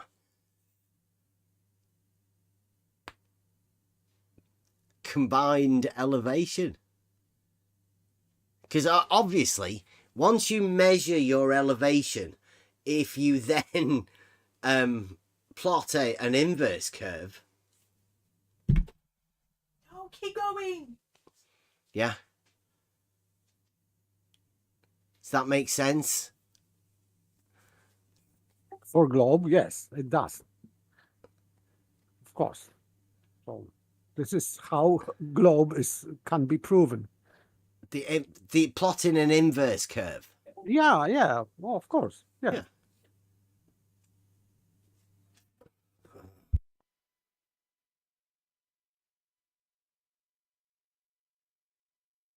This is good globic, I would say. Good. It's inventive, isn't it? It's inventive. Yeah, of course. Okay, right. So that is brilliant. So which are we saying, Blue? The actual elevation? Or are we going with the green line that's like a sloping straight line with an elevation change? Because this would be, the green line would be your traditional rise over run straight line gradient, wouldn't it? Grade. That would be your run across there. And then that would be your rise, the elevation change, making the grade. But Blue Marble Science says that the blue one. I'll give you a little blue one is real, and this orange or whatever color it is just mirror, let's say, not exactly. Yeah, and, he's plotted it the wrong way around, doesn't he? Yeah. But still, I understand his intention. So his intention is to obtain a straight line by mirroring this curved line. And yes, we have a result, not perfect. Okay, I think that Blue Marble Science should work on that, perfect this picture and with explanations, and that would be good globic proof for the globe. Yeah, I think straightening this curve, the measured elevations. Let's see how he finishes off. Let's see how he wraps it up. Hold on. Before you go, I just thought of something. Look, this is ingenious what they just did. Two curved lines. This is globic. Two curved lines make a straight line. Yeah, you just add in the inverse of the curved line in order to make it straight. That's I call it average. Average of two mirrorings curved give you straight line. That's it. Yeah. Yes, but this is just not perfect picture. He should improve that because this curvature doesn't fit the mirror. So, but this is minor, let's say, mistake. Yeah, Blue Marble says, blue are the actual elevations, Bev. The green line is the calculated average of the blue line and the orange line. But the orange line's just an opposite of the blue line. Blue. Yeah, that's what you said. What I said, yes. Yeah, that's what Blue said. Yes, this is globic proof of the globe, yes. That's perfect. Yeah, you've got the original, right? The actual... like it sort of like, let's say you're gonna put a door, so you get the frame and you work out the frame and then you go, well, let's work out the inverse of the frame. That's a door. The bit that the isn't the frame, it's the opposite to that. So if we just put them both together, then we'll have the bit that we didn't have in the first place to make something completely different. Yes, but don't think that this is about reality. This is for GlobeJig for defending a globe model. So that's all right. Yeah, if you imagine a curve, because you have to imagine a horizontal curves, but then you realise that a horizontal is a straight line. So how do you get back to the straight line? Well, you just imagine the opposite of the curve, and then you add the two together, and then you've got your straight line back again. And then you can feel okay, because now you've got a straight line that is a straight line, not a curved line. I can imagine it completely. So let's go with this. That's how you play pigeon chess. Thanks again, Mr. Pigeon. That's how you play pigeon chess. Wow. That's how you play pigeon chess. Right, now let me get back to the live stream. I don't know how much stuff we've missed here, but anybody know what we should be going back to? I'll leave that up there in case we need to go back to it, but let me get some pictures to add in to this. First off, this one. This is an old school one. We went over this, but this one says the orange. Oh, sorry. Let me get this. There you go. Everyone can see that on the YouTube. These are old school blue marble ones, but this says the orange line is the straight line connecting the start and the end of the LIGO northwest pad at Hanford. The blue lines are the actual elevations.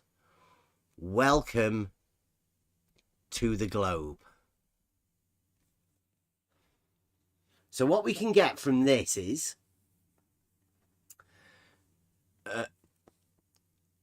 from each end, let's have a point A and a point B along one of the arms of LIGO. And Blue Marble Science is saying the actual elevations that are measured as they're marked on the left, elevation, that's the blue line. Now, when you get that blue line, you've got point A and point B, and you draw a line, the shortest distance from A to B, you get the orange line. So that means that what you thought was LIGO pad cannot be straight, because there is space for another straight line there.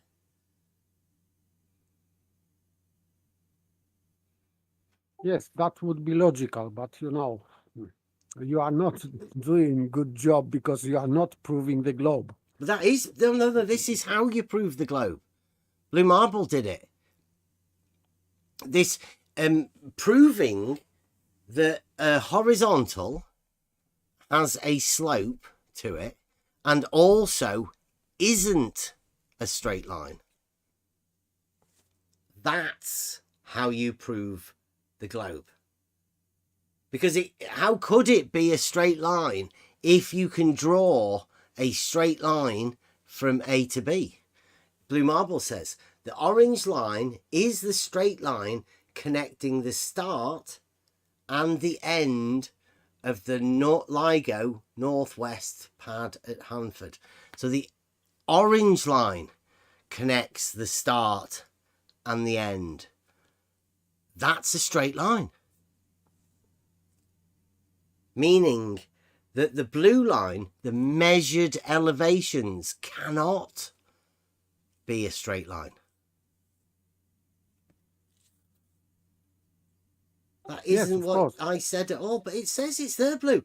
The orange line is the straight line connecting the start and the end of the LIGO northwest pad at Hanford. Therefore, the blue lines, the actual measured elevations, cannot be straight. Can't be. You've got an orange line that is the straight line. Proof of globe.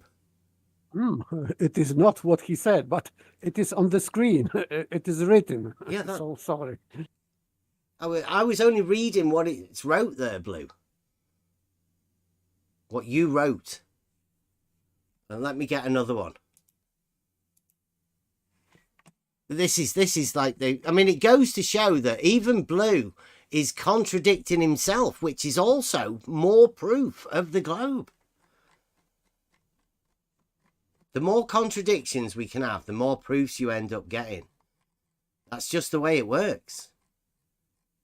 You can't have... I know Blue said that it was on a plane, right? A tangential plane, I think he called it. I mean, this one there, is that...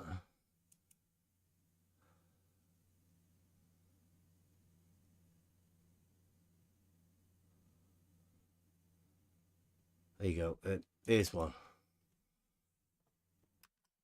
This one, right. Says, I've got another one.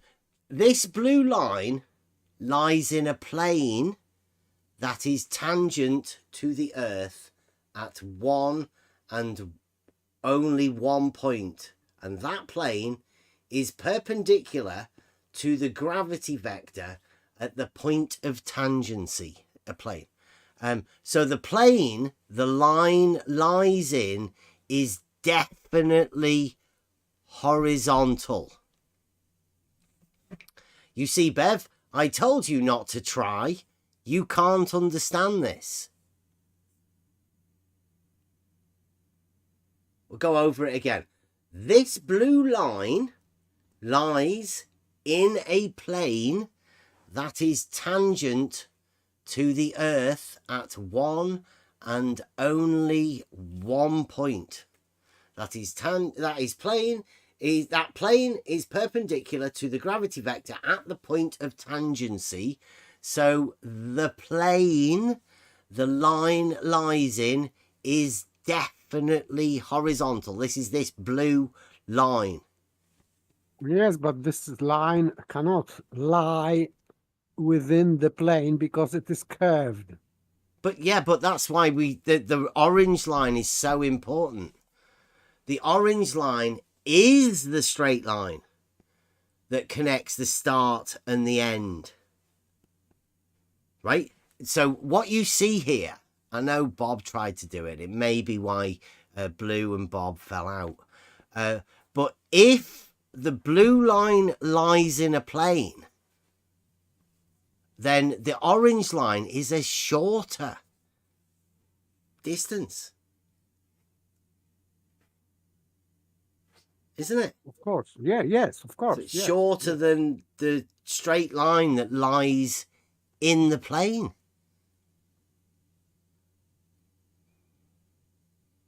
They're getting there, like, beyond. I don't know what. Nobody wanted to take Bob's shorter than a straight line distance on. But here Blue is trying to sneak it in. So that orange, the blue line is definitely horizontal, Blue says.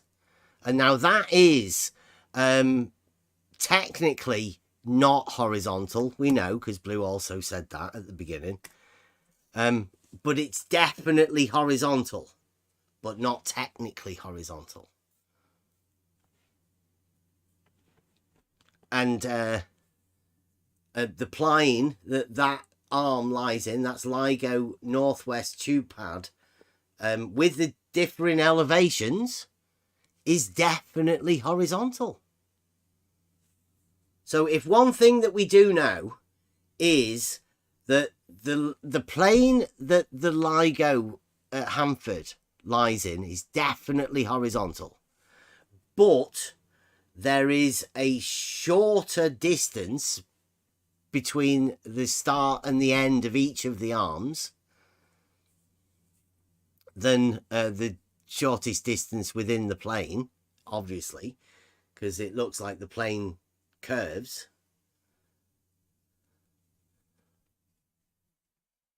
It's horizontal, yeah. Wait a minute, I've got another one. One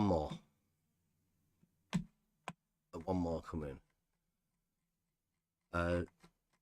These are just old things. I kept hold of all of this stuff as I've been talking to people, saving certain pictures because I knew they'd come in handy at some point.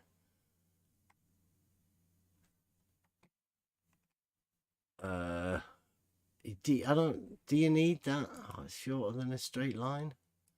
Not so sure. Here we go. This is the last one. Blue's like this. There's Mike Jones and me. This one says, here's horizontal, changing elevation. And it's a picture of that blue line.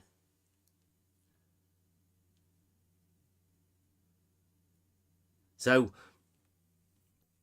if there's one thing to be absolutely certain of, is that the blue line in all of these pictures is the plane. Well, it's just the arms of LIGO, but horizontal, and it changes elevation and curved. Okay, but still, in that picture, it shows that the level is straight. It cannot be on the globe. What level?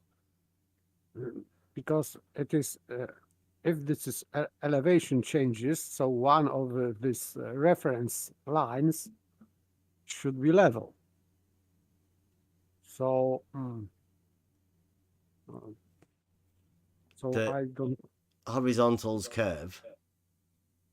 Yes, but the blue line is a horizontal.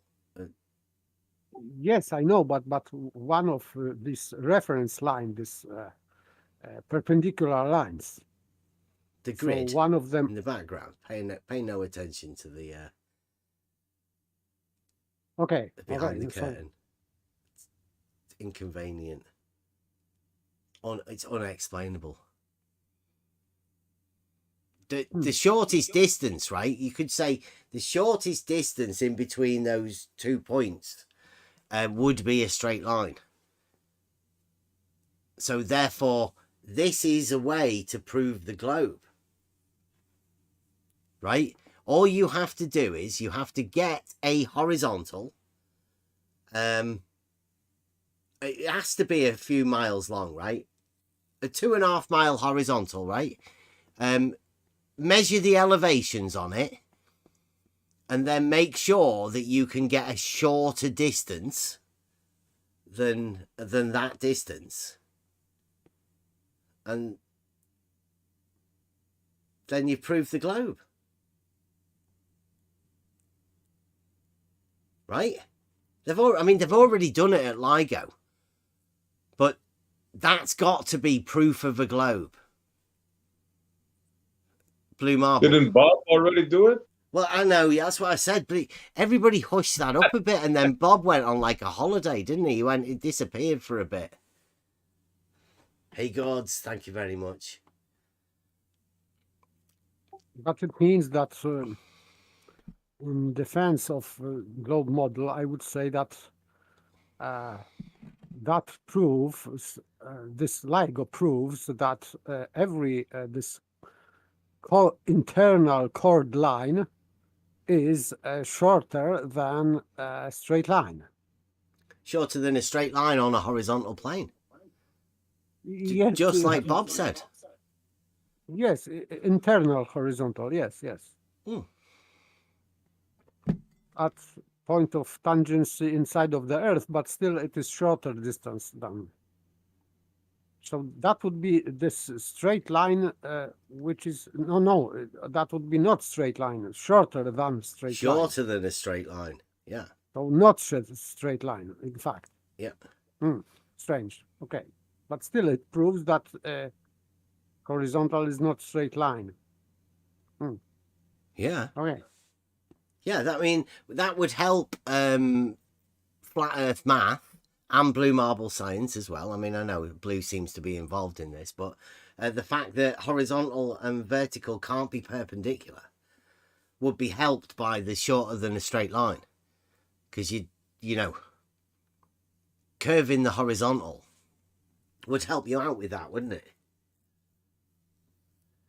I'm just thinking, you know, like for all of the people that are going to come into the arena, and they're maybe thinking quite foolishly that they thought vertical and horizontal were perpendicular, and level might have some sort of practical application in reality being identical to horizontal, and both vertical and plumb, same thing, are perpendicular to both level and horizontal.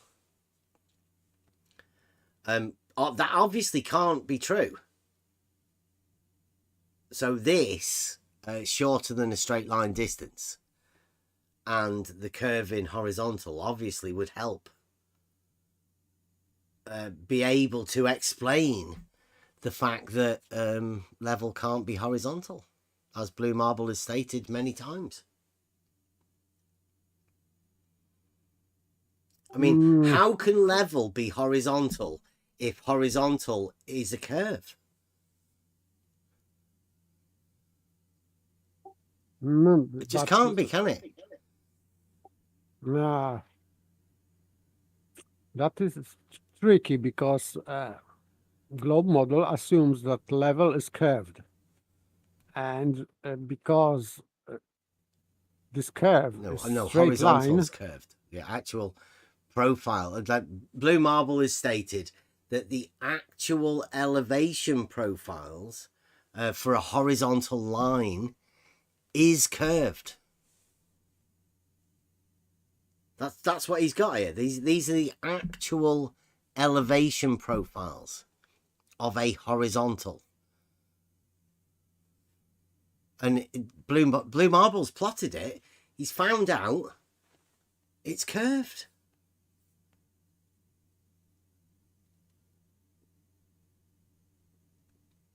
This is a globe proof.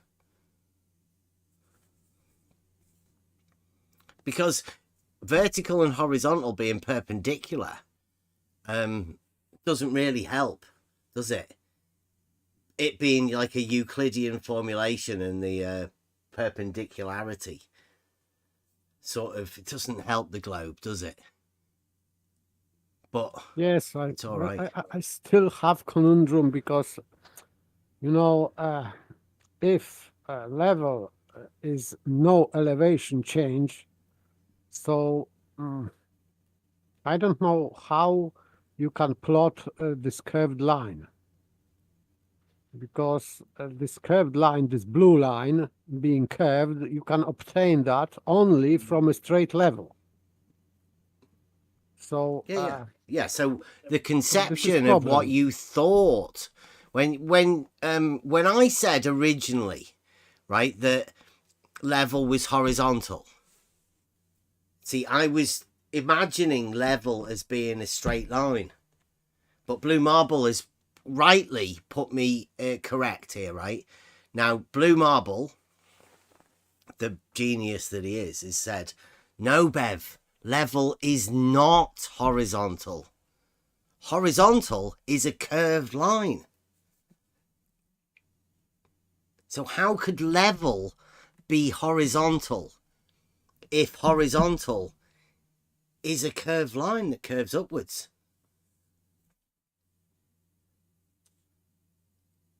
It just doesn't make any sense, does it? Yes, because it is problem. Another problem with LIGO, because if horizontal is curved, so you cannot measure elevation changes in that way. You cannot measure them with using a straight line.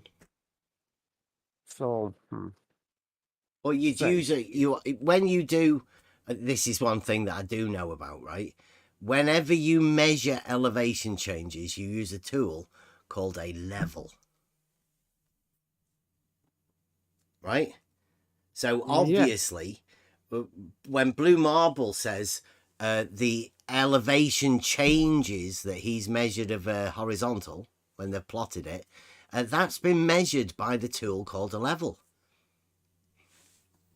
Now, there'd be no way that Blue Marble could get mistaken of the elevation profiles of a horizontal, because those elevation measurements would have been measured by a surveyor with a tool called a level. Coincidence bubble levels that they used at highly precision, right? Specifically, when they did the LIGO and they built it using coincidence bubble levels.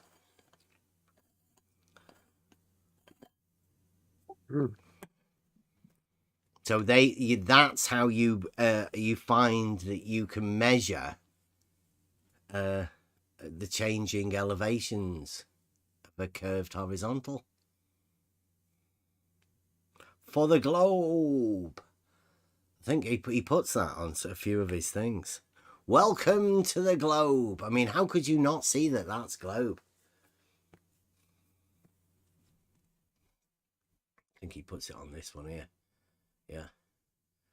The orange line is the straight line connecting the start and the end of the LIGO Northwest pad at Hanford. The blue lines are the actual elevations. Welcome to the globe.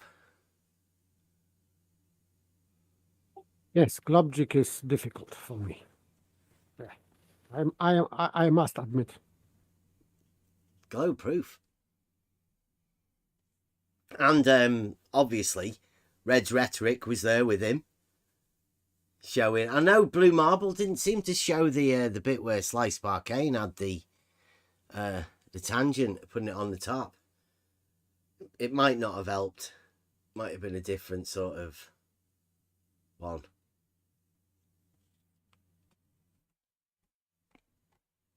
There you go. That's a coincidence bubble level there. He's got high precision. Ultra. They cost about $3,000, that little piece of equipment. Ultra precision, probably made in Germany or something.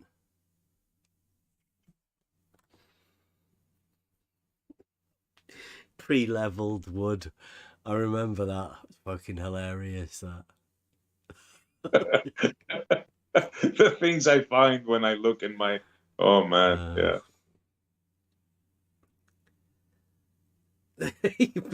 Blue Marble says the coincidence bubble levels were used to level the GPS antenna. No, Blue.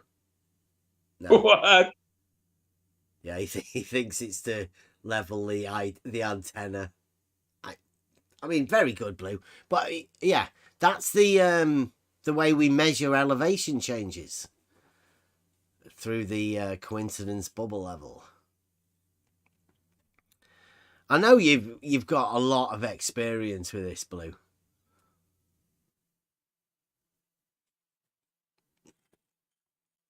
But if that's what you say, I guess the coincidence bubble level was there to level the GPS antenna. You've got to get that antenna leveled, haven't you? Look what else I have under level. Logos. Yeah, they put me everywhere, didn't they? I bet you love that one, Blue. Team Blue Marble Science. What's the odds I would find this under level? That's too funny, man. Okay, so coincidence bubble levels are there. It's official, just to level the antenna.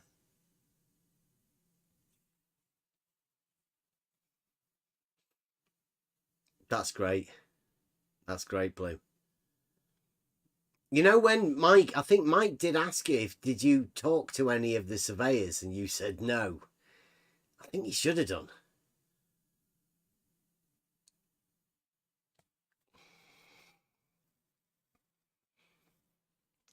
Remember this one? Yeah. That's the 4 foot. That's the 4 foot. Like they decided because at LIGO, at Livingston, they only did one arm because the other one was nearly level anyway, wasn't it? I think that's what it was said. It was nearly horizontal, so there wasn't like they're both the same. But even the one at Hanford has one arm going up and the other arm going down, or like from if you start at the bottom end, you keep going up. Yeah. This one is the Nug Life. Shout out Rakia. Depends where you are. Right, but since you know, like when we have the double drop, let's say. I know I don't want to tread on anyone's toes with the above and below, but you have a double drop. You know about it. Lake Pontchartrain, Lake Rakia, a 90-foot hump in the middle. Wallace at Bedford, targets higher in the middle. But what we're talking about here is the double drop simultaneously below. That's the devastation, the double drop. This isn't, is it? No, this is like the Ballard's Canal, sort of. How? It's just elevation change and then back down again, slope. It's just elevation changes. There's nothing that isn't an elevation change. Measured elevation changes. Blue stated that. Gets kind of tricky, I must say. Yeah. What does it actually have to do with the globe at all? Is the thing I'm asking myself at the moment. If it's just an elevation change, then how does that relate to either the hump or the double drop? Because this is an elevation change. When we're talking of Wallace and the hump and the double drop, what we're actually talking about is no elevation change, isn't it? That's an equipotential surface.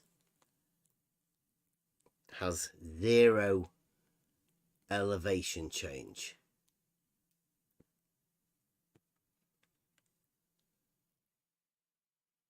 Can we all agree on that?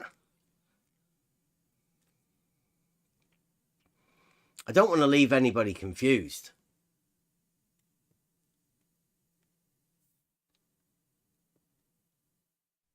No disputing that, is there? 3 coplanar points. Jesse Kozlowski going across the bridge. Right? Equal, even, equipotential surface. Same elevation. But we've got here is elevation changes. All of these arms have elevation changes on them. What do elevation changes have to do with the globe, other than that's what we measure the surfaces at? We know that. At least we should know that. We have a top, though. Well, you have a top of, it has a sloping horizontal plane that when you measure the elevations on it, it curves. So is it really a plane? Or have we mathematically proved that horizontal planes aren't geometric planes? Or can we disprove Euclidean geometry by the elevation profiles of blue?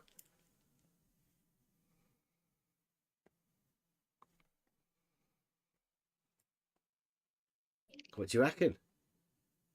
What He are you going to actually go with? he used Euclidean geometry to prove the globe. Yeah, stolen concept. Let's And go then big. so that disproves Euclidean geometry. There you have it. Yeah. We've got a horizontal plane. It's like the arms definitely lie in a horizontal plane. Blue stated that. Everybody knows what a plane is. Yet when you measure the elevation profile of the horizontal, it curves, thus disproving the plane. Kind You of an can oxymoron.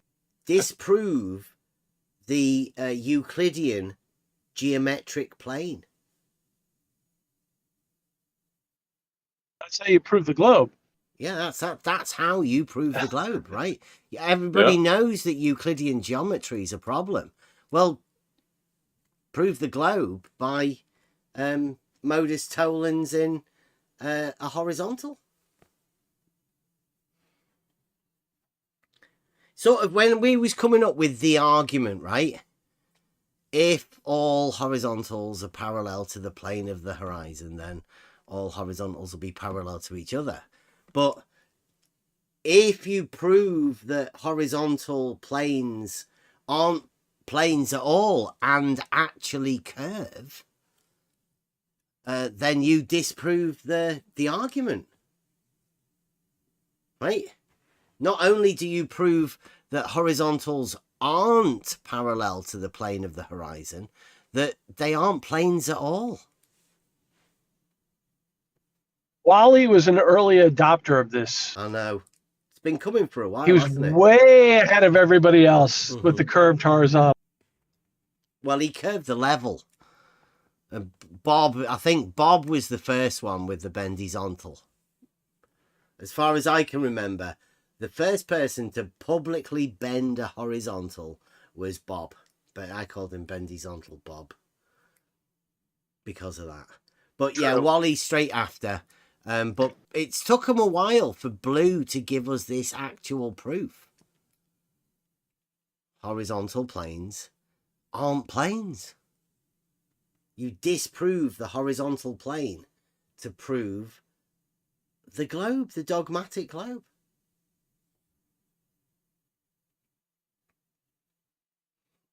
I bet there's a few jealous people out there.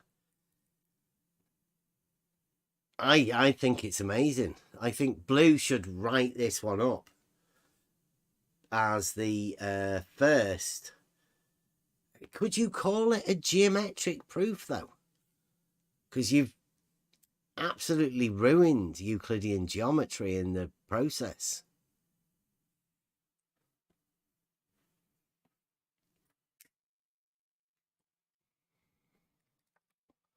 It's a tough one, isn't it? I mean, where do we go from here?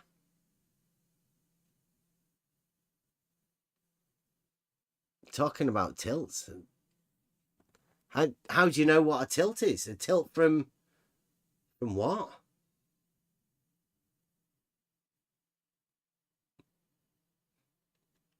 Tilt from vertical. No, you can't. You can't ever measure a tilt from vertical, can you?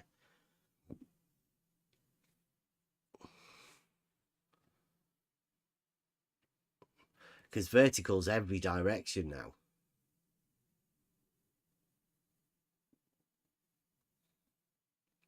Does sort of leave people in a bit of limbo, doesn't it? Horizontals in every direction too. Yeah. And curving now upwards. True.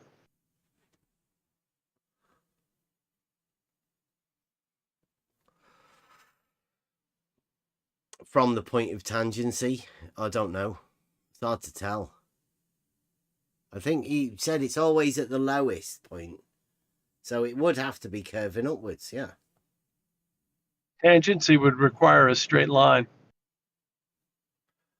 That's going to be a problem for them too. Shit, yeah. Because we thought horizontal planes were. Well, perhaps you can still have the plane, or have we disproved the plane and horizontal, or just the concept that you thought? I mean, vertical's still a straight line, so perpendicular to that should be okay. Possibly. Is it now possible to call perpendicular to a vertical horizontal if you know that the actual elevations of a horizontal turns out to be a curve? No, you cannot in normal logic. But in Globgic, maybe you can marry curved line with a straight line. I don't know. A bit of diletheism. Do you think? I think it would be necessary, actually, in Globgic. Yes, it is necessary antecedent, I would say, for Globgic. Yes.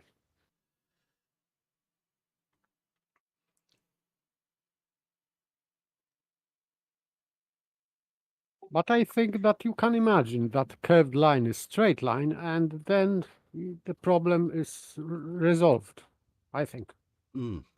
It's weird, isn't it? Because we've got people in the chat here, and they're talking to Paige about tilts of verticals. But, like, they're completely missing the fact that blue marble science has literally just proved that a horizontal is a curved line.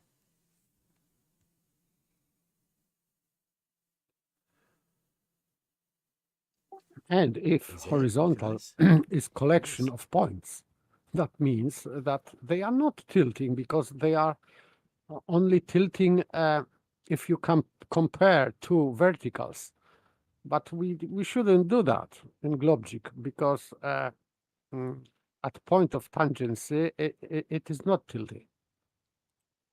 So it works perfectly on the globe, in Globgic, because at point of tangency, it is still vertical, no tilt at the point. So everything is okay, I think. Yeah, blue marble, I think he's got it sorted here. It says he's got it, right? LIGO's great, isn't it? It is. It is.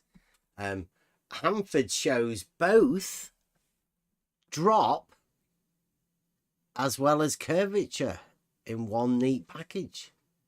It shows an elevation change, Blue. You've told us that a horizontal shows an elevation change. You said. No hump, Blue? Bend is on top. Incoming. Yeah. Do you want to see this one? Yeah. Copy. And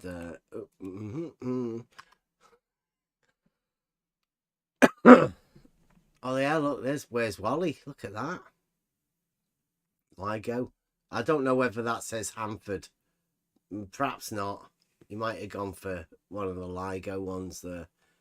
Is that Hanford, Blue? Are you going to be all right with that one? That's a Where's Wally one. See this one? Blue says, what? How did I prove horizontal is a curved line?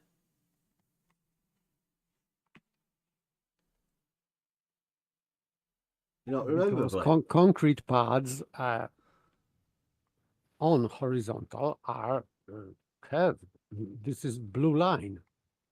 Yeah. Blue marble science line. Here's horizontal, changing elevation, and then you draw a curved line, Blue. Actual pad elevations, you label it. And these pads are on horizontal. Here's horizontal changing elevation. Everyone says that it's on a plane. LIGO is built on a plane, a tangent plane. Everybody agrees on that, Blue. I mean, you've got all of your friends. Kumu virus on a plane, isn't it? I wonder if they were aware that the plane actually curves whenever you measure the actual elevations.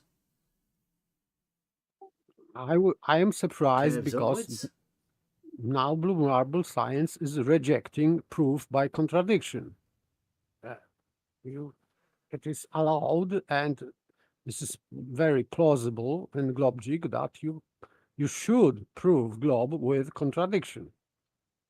So I am surprised why blue marble science is now rejecting this curved horizontal. Only prove the globe by contradiction. Right? Everybody knows in reality contradictions don't exist. But the globe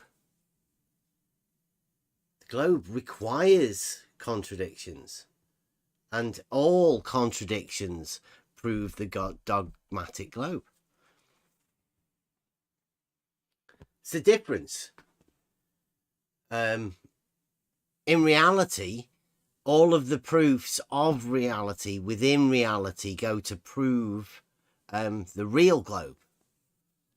Whereas all of the contradictions prove the dogmatic globe. Contradictory proof.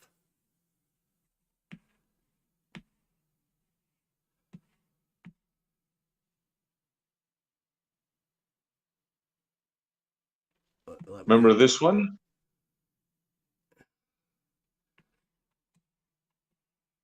Yeah. Oh yeah, that's the equipotential triangle. I've been talking about that as well to people. That's Blue's equipotential. He was the one that started that, I think. Well, maybe not. Maybe Casey. But Casey's not around. Casey doesn't really bother about that. Check this out. Blue Marble Science. Again. Thank you very much, Blue, for giving us this. We are not, I must repeat again, I mean, how could you be after this? We are not flat earthers. After seeing this, I mean, we've always been on the real globe, but I don't know, I'm swayed. Dogmatic globe. Sounds so appealing. Doesn't it? Like, if Blue Marble Science can prove that horizontals aren't planes and actually curve in the upwards direction, upwards from the point of tangency, measured as an upward. That's the dark force pulling. Don't fight it. Fight it. Don't go for it. So Blue says, right? Damn, you guys are slow. Damn, you guys are slow. At the far end of the southwest arm at Hanford is 8 foot above the tangent point elevation for the tangent plane. That's the drop from horizontal. For fuck's sake. And the elevations speak for themselves. Much like LIGO. LIGO was speaking for itself a bit earlier. Now the elevations speak for themselves. So let's try and unpack that a bit. Damn, you guys are slow. The far end of the southwest arm at Hanford is 8 foot above the tangent point elevation of the tangent plane. But it's in the tangent plane, Blue. LIGO is built in the tangent. The entirety of LIGO is built on the tangent plane. You said that at the beginning. So what you're actually talking about there is the elevation change of the tangent plane, isn't it?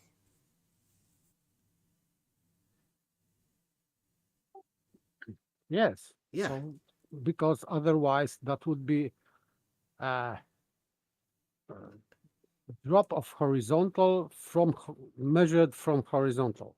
And that's the And that drop would, from horizontal. What the tangent plane is 8 foot above the drop from horizontal.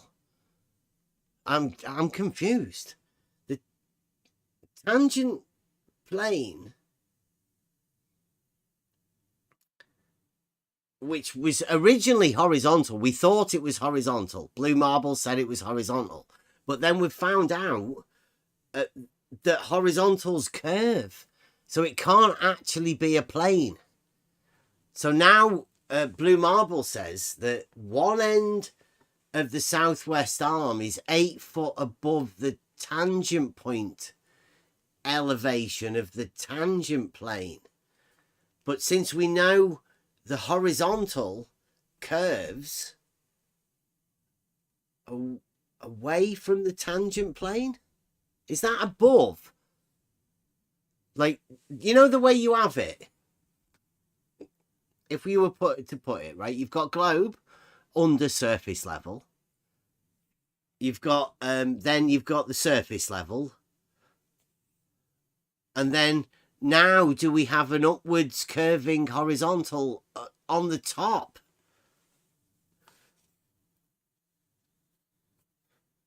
Because I originally thought that it was a horizontal tangent plane. But I've since been shown that the elevation profiles of a horizontal actually curve upwards. Can we not forget that they did the exact opposite with the bridge?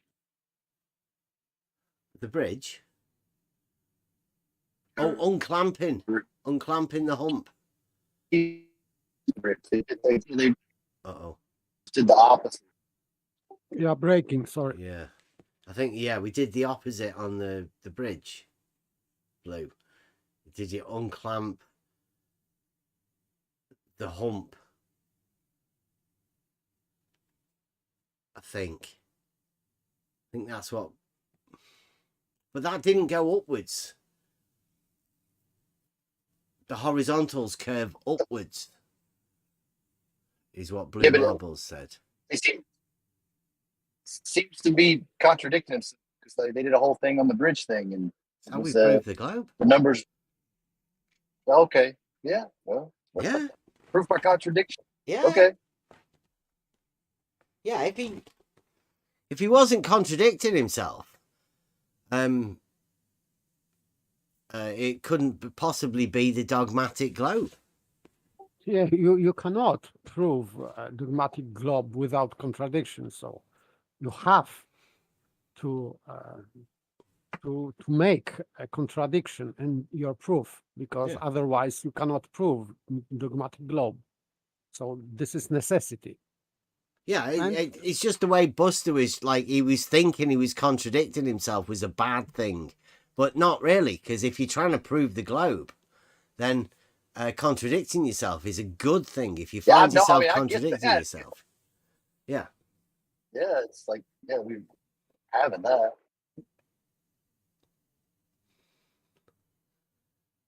I bet, Blue, I understand this far better than you do. I can guarantee you that. Blue Marble says, no way you can understand this, Bev. Planes and horizontals don't curve except when you measure the actual horizontals, when you do, Blue. But you go ahead and rattle around your fantasy. Oh. Well, again. Ha ha ha ha. He's trying to sneak one in there, isn't he? Contradiction, Blue.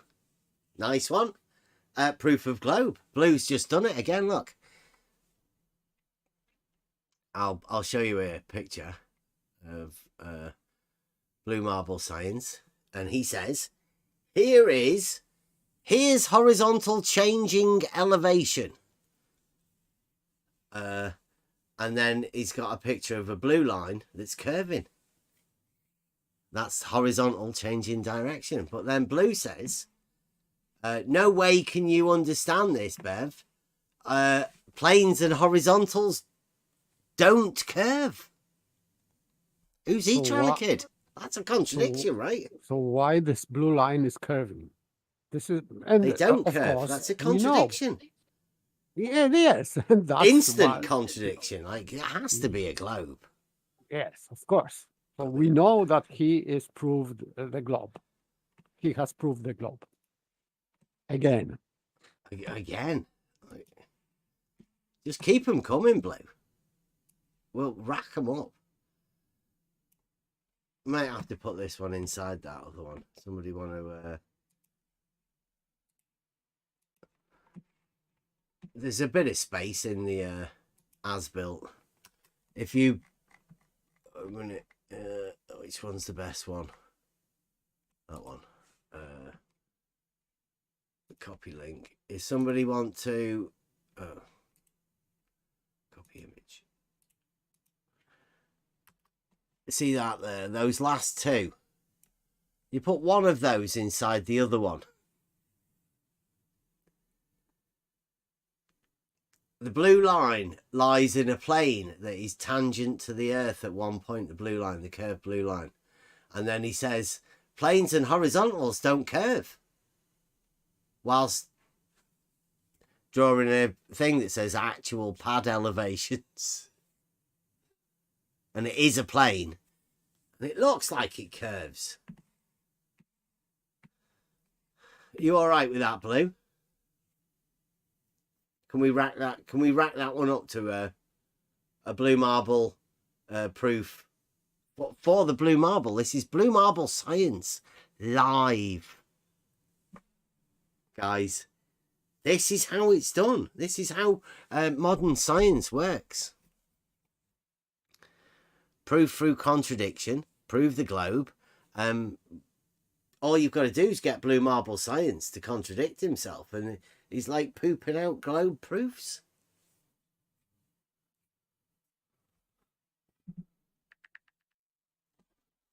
In fact, I think we might have might take me a while for it to load up. Pretty sure we've got maybe a little bit of a modification. Is this a surface tangent plane or is this one of the internal tangent planes?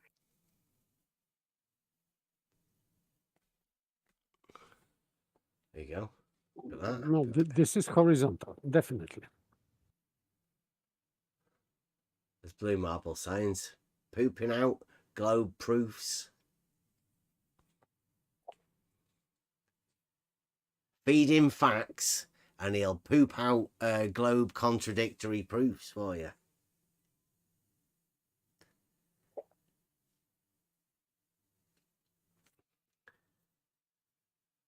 So many globes, boobs, sorry. Proofs. That's a globe proof.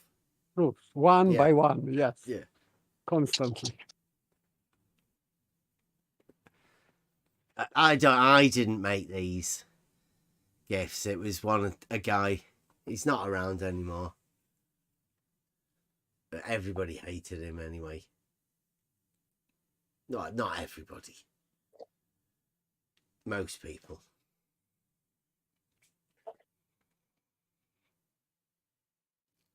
But that is a contradictory proof if ever I've seen one.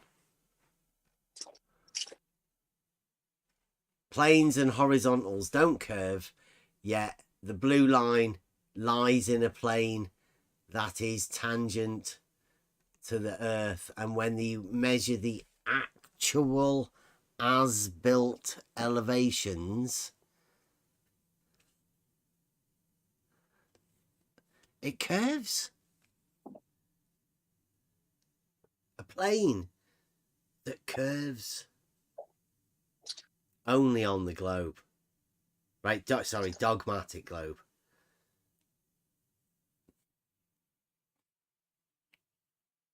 Yeah, I've got plenty of those, Blue.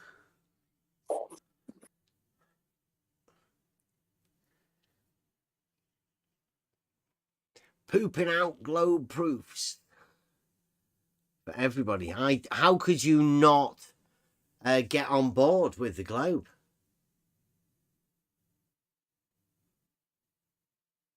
Like, where do you reckon you could put your rumpus pole? Would you place your rumpus pole vertically in between the curved blue line and some imaginary other straight line somewhere at the bottom? Yes, question is at which point it would be perpendicular to horizontal? Where level would be, like probably where you went looking for your old horizontal. If you might find level if you go looking for horizontal. If you didn't know that the blue line was actually horizontal, the line that you would imagine that might be horizontal might be level now. I think that's what he's doing, but I don't know whether your baseline's level. Yes, but well, if this blue line is horizontal, so in order to calculate drop from horizontal and to calculate how level drops, because this is Jesse Kozłowski claim that level drops from horizontal. So that would be explanation. But it means that level is straight. And this is sad side of that, dark side of that conclusion.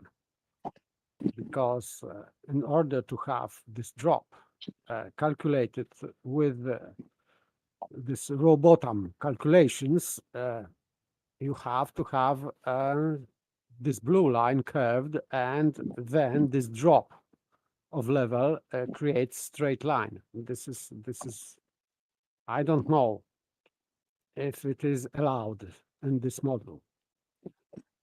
I think not, but Stark Odder's come in. He's been away for a bit. You must have really messed up, Blue, to bring Stark back. But Stark's been backing you up as well. Look at this. He's got the arms curving. LIGO Livingston. He has given us the Livingston ones.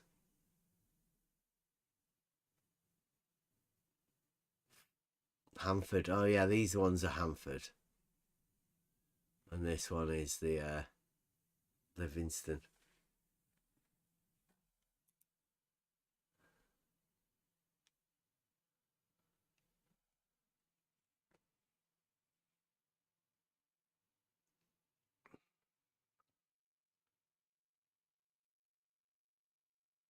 So LIGO comes back again. You notice the way we missed the bridge as well, Blue. This time, straight to the straight. It's not like getting straight down to it. Point A, point B, shortest distance between those 2 points. Originally thought to be a horizontal in reality, but since Blue Marble Science has shown that the actual elevation of a horizontal curves upwards.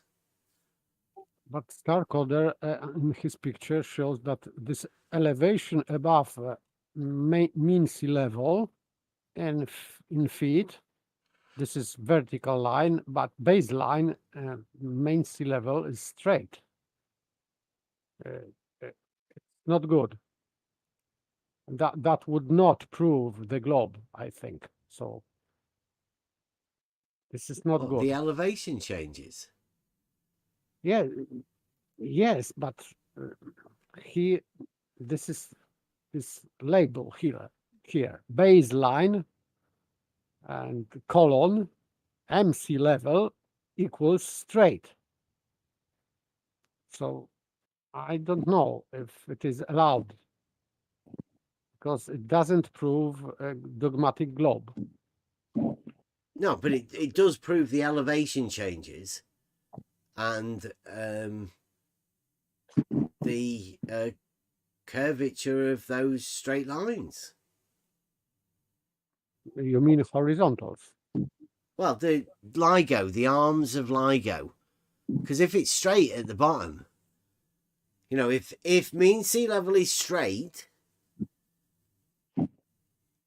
then LIGO arms are curved. The actual elevations. Blue's shown us that an actual elevation profile of a horizontal line is, you put actual elevations are curved upwards. These lines are curved. Sort of upwards. Yes, I know that, but still, Blue Marble Science showed at the beginning of his clip that level is a circle, so cannot be straight. Or maybe Starcoder is talking about great circle, which is also straight. I don't know. Well, let's not forget they had an elevation profile of 5.8 for quite a few data collection points. Seemed to came out with a different outcome.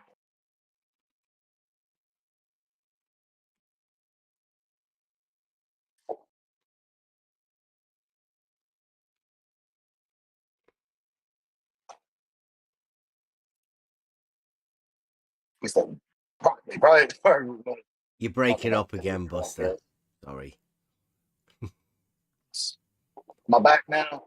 I think so. Yeah.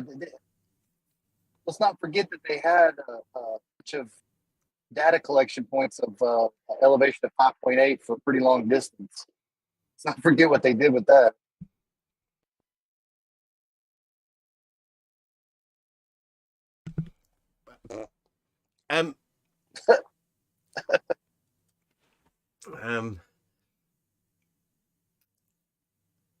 Yeah, when it says, you see, I was always under the impression, right, this is just me, my naive self, that whenever I looked at an elevation profile, and they referenced all of the, you know, how it works, they referenced the vertical to that straight line. Perpendicular. And now I always thought that was horizontal for elevation profiles. Okay, Starcoder corrected himself, so now it is already done. So yes, MSL is curved. Yes, and he underlined this statement with blue, obviously curved line. So everything is all right. So baseline now is curved. But the baseline's curved. Yes, was that a spelling mistake then? Did he write that in wrong? No, his first statement was in the picture that this is straight. That mean sea level is straight. And now I think he corrected himself. No. What you have to do is you have to look at what happens. What happens if you look at it and if you curve mean sea level, then the elevations change in a different way. Yes, I can see that. Yes, of course. And then when you have a straight baseline, then it affects the things in a different way. Yes. Yeah. So if we have mean sea level straight, this horizontal bends upward. But if we have curved, it is curving downwards. So everything is right. Oh yes. Yeah, it's like let's say, a reductio ad absurdum, isn't it? I think this is one of the best proofs Yes, this through reductio ad absurdum. Right? If vertical and horizontal aren't perpendicular, then if level and horizontal aren't the same, then horizontals must curve upwards. Yeah. Horizontals are measured to curve upwards by Blue Marble Science. Thank you very much, Blue. Therefore, level and horizontal cannot be the same thing, because proof of globe, horizontals curve upwards. Everybody's been going under the misconception that horizontal is a plane and all perpendiculars to the plane, obviously parallel, Euclidean. But no need to worry about that now. Blue Marble Science completely debunked Euclidean geometry. Or at least your understanding of it, our understanding of it. Hey, Biff. Mm-hmm. I just want to get something out while I'm thinking about it. And Stark had brought up a good point that about the arms having certain lengths in each span where it's averaged to be the same, to the decimal point. Remember we had that discussion with Blue. 4 or 5 or 6 decimal points. They just kept adding numbers on there. Yeah, they kept adding decimal points because the LIGO arms, the documents show an even elevation. I'm not saying it's straight or curved or anything like that. I'm just saying what they factually state, which is the same amount or whatever, but at different lengths of each arm. So, like, say Livingston, say one of the arms has, a length of 800 feet, and another arm has a length of 1,000 feet, where they document the same elevation, say 63.00 feet. Now, whether they're averaging that to nearest, decimal place, whatever, if they're on the same plane, wouldn't they have the same distance where that average length would be the same to at least the second decimal point?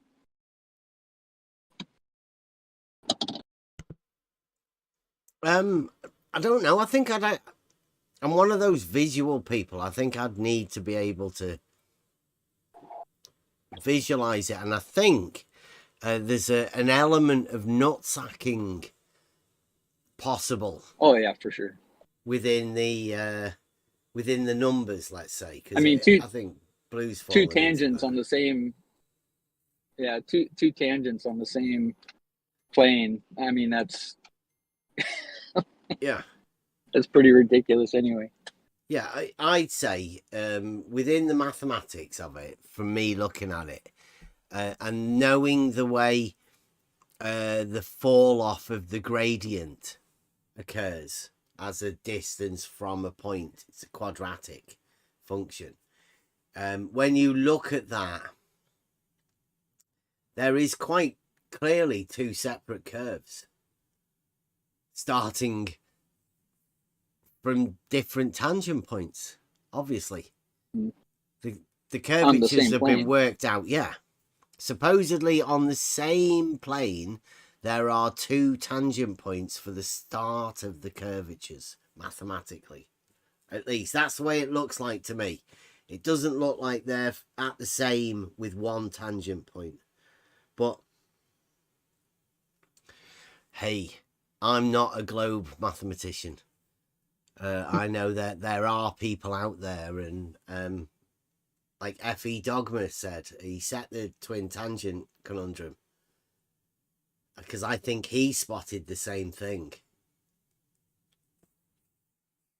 But only the guys who are out there can see that. Yeah, some of those guys take it really serious. Yeah, well, we've, like I say, I've been having a conversation with a few of the new globe mathematicians, and they're not aware of this stuff either. This is the sort of stuff that I'm hoping Blue Marble Science and Beddy can get together, and we need a way to explain the Rumpus pole and this changing elevations of a horizontal with zero slope. The changing elevations of a zero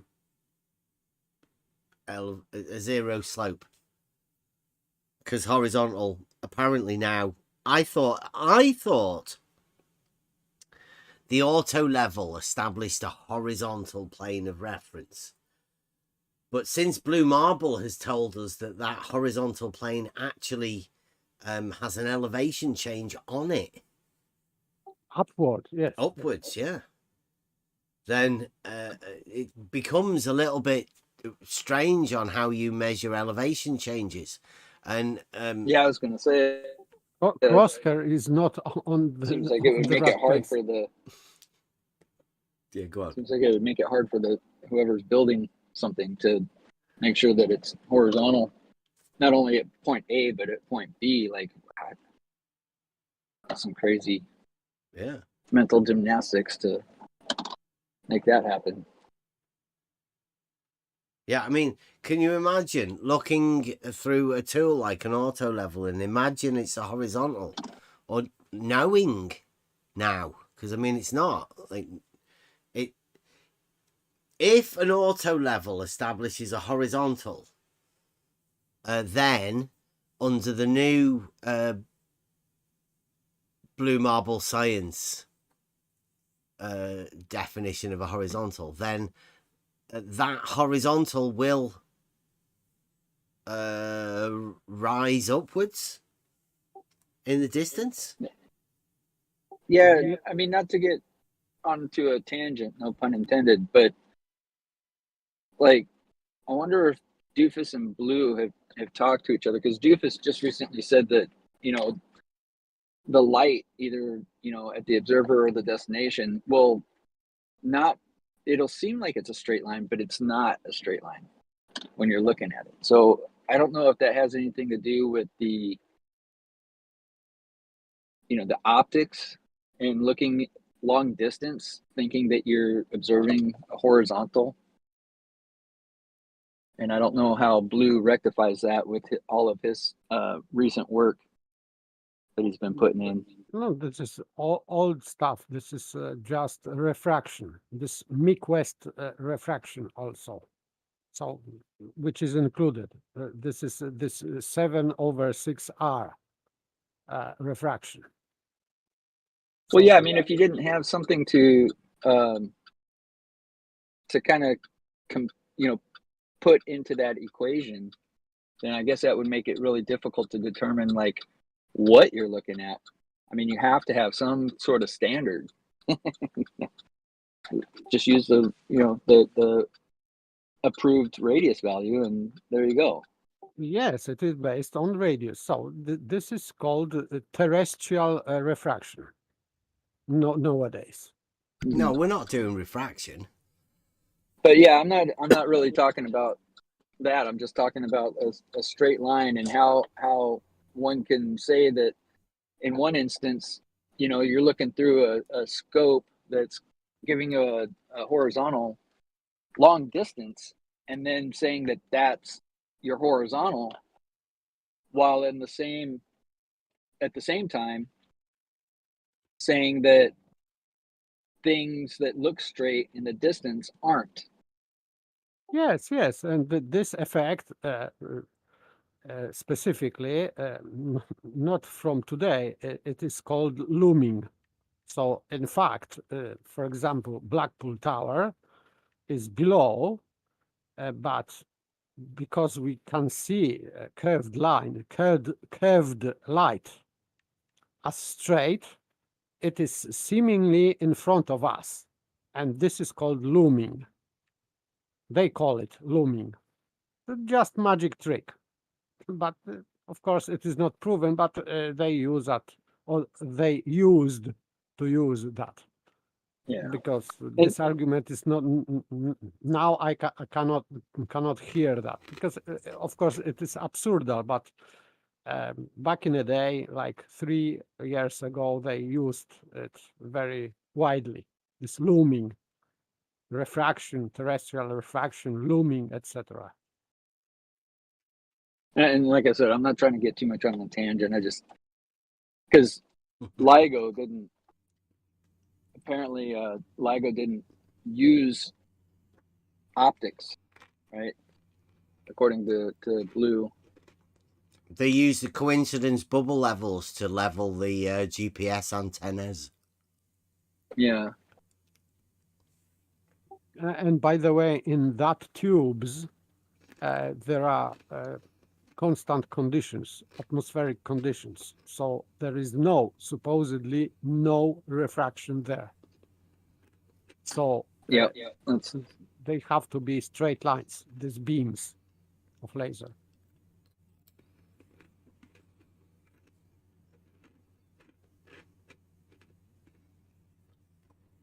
All right, I am off to bed. Good night. Thank you very much. Thank you very much, Paper. See you, Paper. I was about to say, what do you reckon to that? That blue marble. Oh yeah, the circles are straight. Circles are straight, but horizontals aren't. That's amazing. That is totally globe. Blue Marble Science is doing some good work, and these contradictory proofs, right, are proofs of the globe. Like, if you can have a circle that is straight and a horizontal that's measured not straight, then the only place that could exist is on the globe. It's At so least funny. in your mind, right? Because most people they're not aware of it. If you were to take this to the streets, how many people? I mean, all we need now to find out is that if you don't believe that horizontals are straight, aren't straight, and that circles are straight, then you're a flat earther. We take that to the streets and we'll find out how many flat earthers there are out there, right? Well, by that standard, there's probably a lot more than anyone really thinks. Yeah, I think these, like I've said, that secretly they're Flat Earth Society, and they're recruiting for the Flat Earth so that they can argue with people. Because they love it, don't they? They really do love arguing with people about stuff. And how long could you argue with people about circles being straight, horizontals not being straight? Blue's got all of the proofs and everything. I mean, look at that. It probably doesn't come around very often, a topic where you can say pretty much anything, whether it's contradictory or not, and say that is proof that you're right. I mean, Blue's actually even said that he's right because he's right. Yeah, I mean, he's actually said that. That's just... Yeah, I mean, he's the one that came up with this elevation profiles of a horizontal line. Nobody else had ever thought to draw an elevation profile of a horizontal line being curved before. You should get some sort of prize. Yeah. Something. I believe you, Blue. I believe you. There's no need. Anyone can do it, obviously. This is Blue Marble science. Blue Marble's saying, plot alpha on the x-axis and r on the y-axis, and you will see what a graph looks like.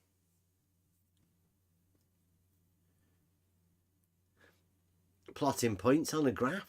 That's how you make a graph. You do actually need the graph to start off with, though, Blue.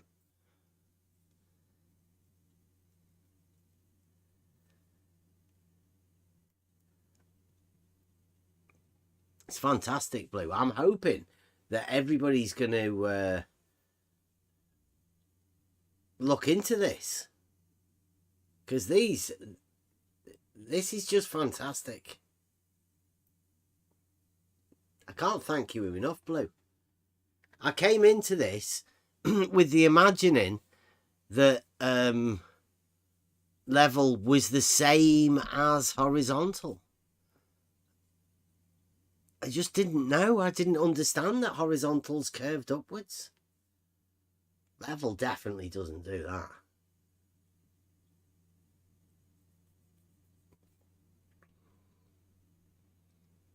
So thank you, Blue.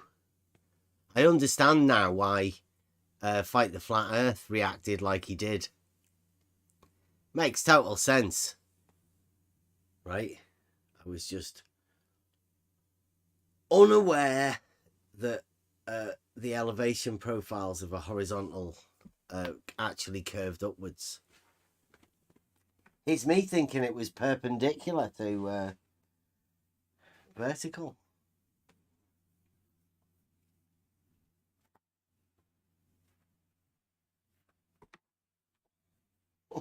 I'll be listening, but I gotta mute.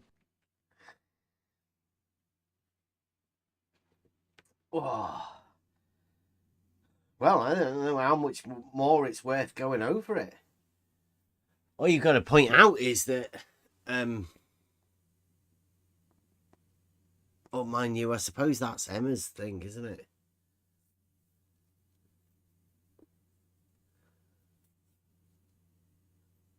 No, Blue. No, you've got that the wrong way around. Or again, is that another contradiction? I should really be saving these, shouldn't I?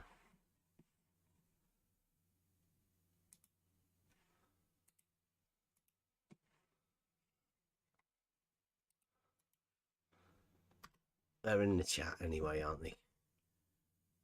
It would. Sorry. What? Yeah. What did he say? Horizontal doesn't curve. Level does. Level is not horizontal. But they're both only at a point, right? Horizontal is only horizontal at a point. Level's only level at a point. Isn't that what he says? Well, yeah, and circles are straight. Circles are straight, and level is curved, so therefore level can be straight.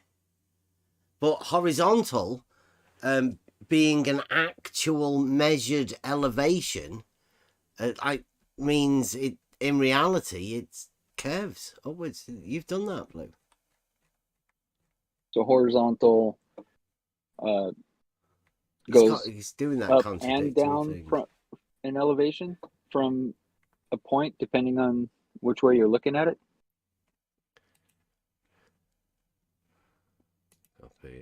I don't think I know anybody that would say that, like in real life. Is horizontal changing elevation, actual pad elevations, and then here's Blue Marble science saying horizontal doesn't curve. Yeah, here's horizontal changing elevation.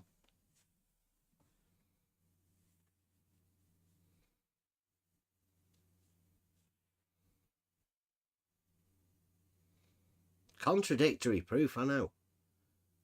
Most people that are listening in, even Blue Marble science, he can't see it. There's no need to get upset, Blue. We understand. It's contradictory. We can see that. We also know that contradictions is how you prove the dogmatic globe. The fact that you say horizontal doesn't curve and then show a picture of a horizontal changing elevation with a blue line that is curved, obviously that could only occur on the globe. There'd be no other reason for you doing those, stating those two contradictory statements, Blue.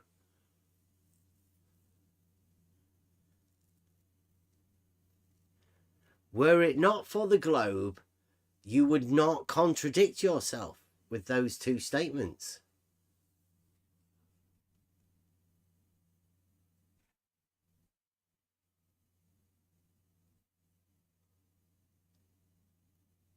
Horizontal doesn't curve.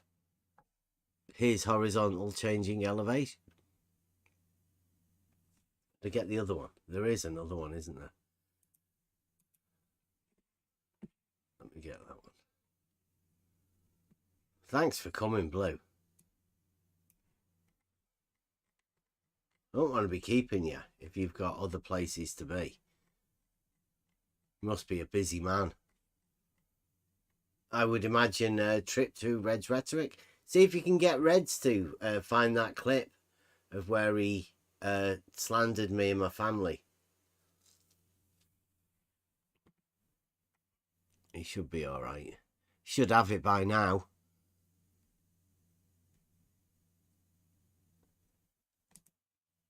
There we go. That's the other one. The blue line lies in a plane that is tangent to the Earth at one point. The blue line lies in a plane. And that plane is definitely horizontal. And the blue line isn't straight, Blue.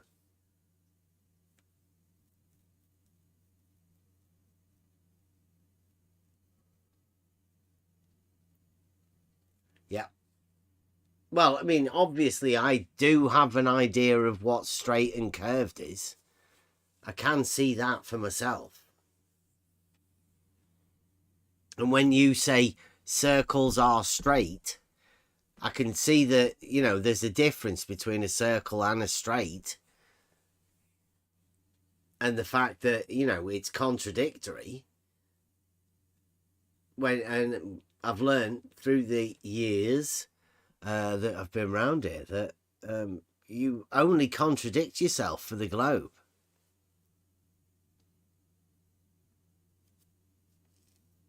In fact, the more contradictions, the better glober you are. In order for you to actually live on the globe, you have to hold many contradictions.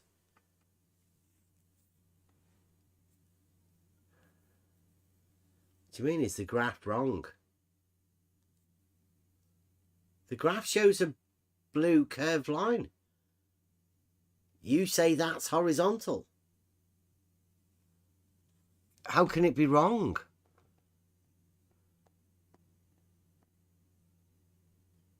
How can a curved actual elevations, how could they not be horizontal?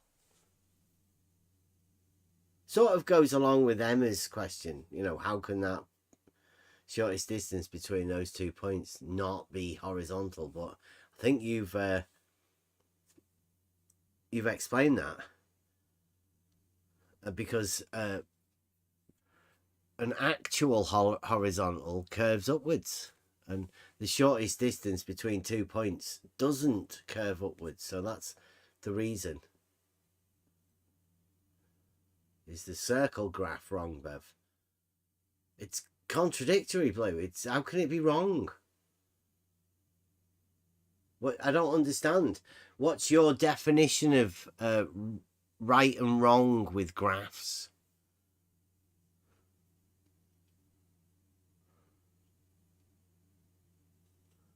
I don't understand the meaning, Blue. The circle graph wrong. I thought it was a meme that you did. Is that a graph? What would everybody think of that? Oh, that one there. Does that look like a graph? Some sort of a meme. Circles are straight graph.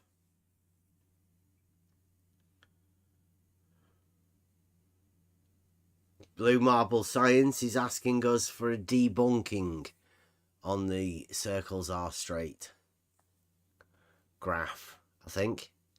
Is that what you're asking, Blue? If anybody has a problem with it, is it wrong?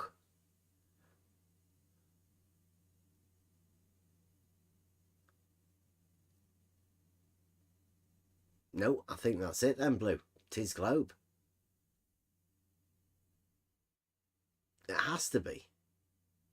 J-Ro says yes. Don't know whether he's agreeing with it, like yes, or there's a problem with it. J-Ro might have a problem with it. Hang on a minute, Blue. Let's a radius of constant curvature. It's an unknown.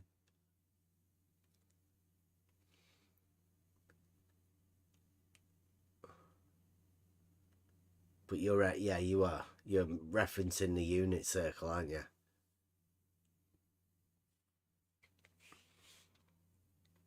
The unit circle is straight. Unit circles are straight. Perhaps would have been better for J-Ro. Was that all right? J-Ro, would you like that? If Blue, yeah, Blue, if you want to debunk on it, you should really technically have unit circles are straight. For the globe. But that's minor nitpicking, isn't it?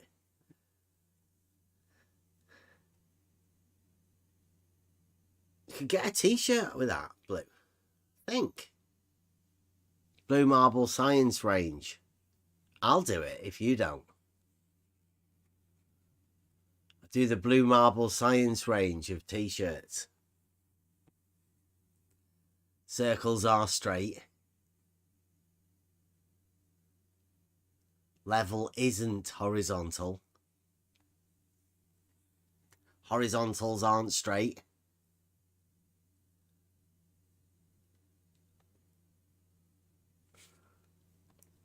All tangents are horizontals.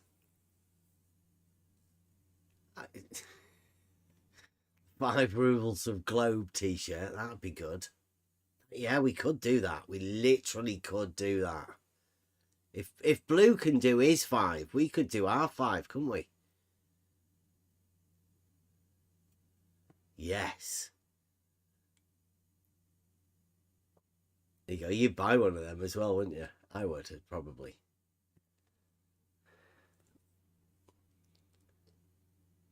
What works? It works exactly that way on an elevation profile, Bev. Let me get this. This is probably going to be a savable one. Exactly that way. You know the other person that said exactly?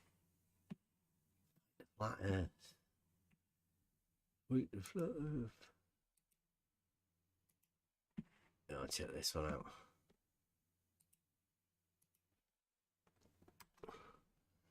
It works exactly that way on an elevation profile, Bev. Wiggle all you like. But that's why elevation profiles appear as they do. That's how they're plotted. He means the circle thing. I'm not too sure, Blue. I mean, I have actually done that elevation profile. I've actually plotted them for myself. But if you want to tell us exactly how it works, Is that like plotting the contour lines? Or like literally elevation profiles?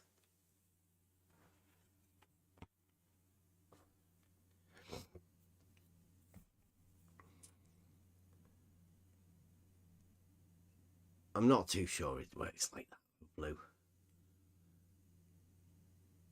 Elevation profiles are from circles. Is that why horizontals curve upwards? Because circles are straight. Or is horizontal curving upwards a consequence of circles being straight? Elevation profile wise.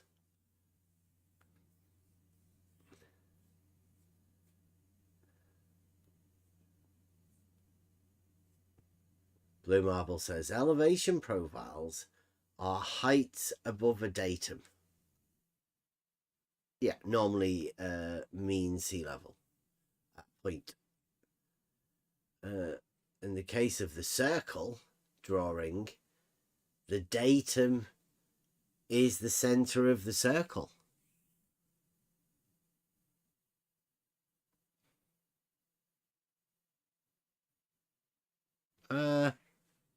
When you have the datum as the center of the circle, then the circumference is your elevation profile. As it is, the circle is the circle already with the datum at the center. Blue. Don't think there's any need for you to straighten the circle.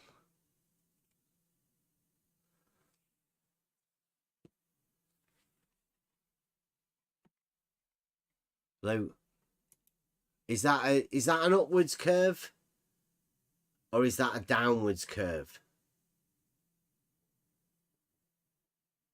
Because you said, I'm pretty sure you said the tangent point was at the bottom and both of the arms for the LIGO Hanford go upwards.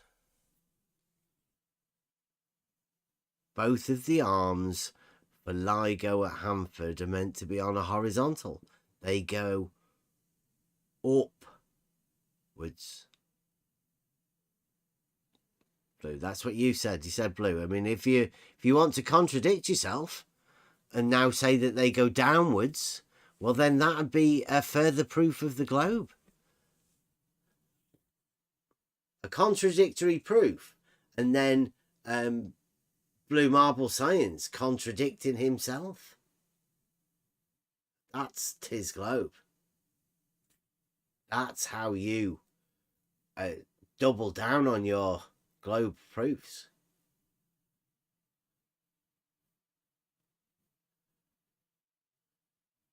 You make a proof with the contradiction for the globe, and then as you deliver your contradictory proof, you contradict yourself.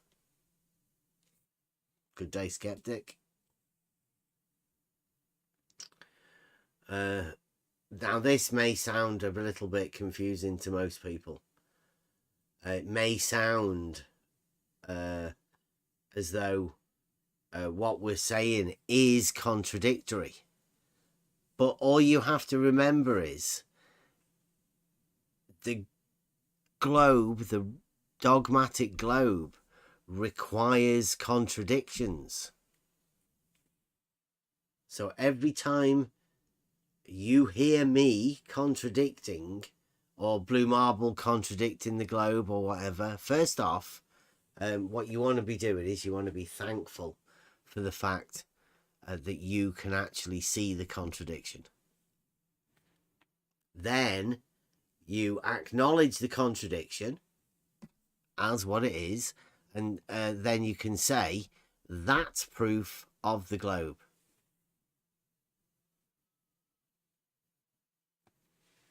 and be safe in your knowledge that all of the contradictions that you ever face or spot within this arena, they will all be proofs for the dogmatic globe model.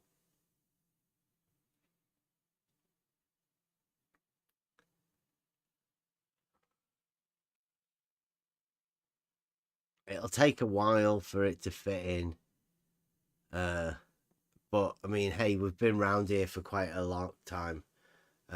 And convincing people of the contradictory proof of globe is going to be, I don't know, for someone like me, probably a bit too much. I don't know whether they'll be able to take it from people like me.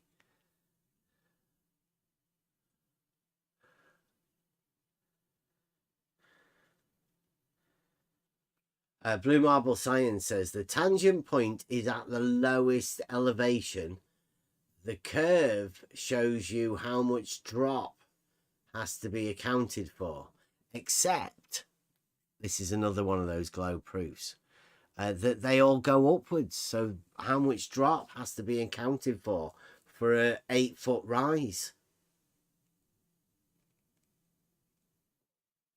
Thank you very much, Blue. You're proving the globe. I'll get that one. Thank you very much.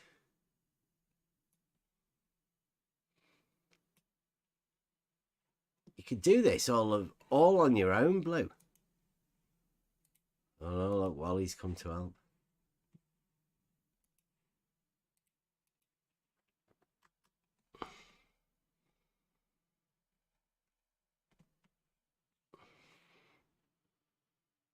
The tangent point is at the lowest elevation.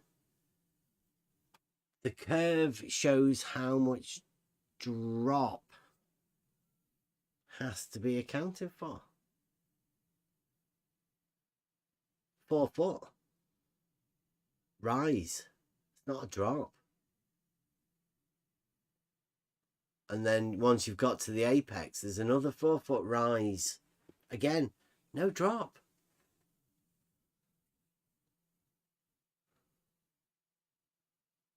Or do you mean like once you start off at the tangent point and you measure a 4 foot rise and then another 4 foot rise, then you can say, oh, the curve downwards from here will be, well, it's a straight line slope, 8 foot.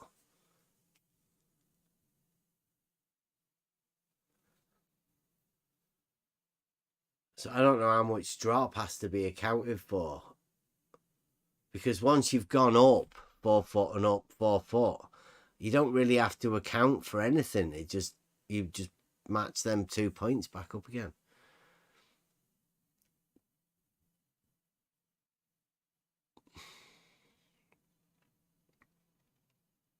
I haven't got a clue what you're talking about, Wally. That's between you, Mike, and Betty.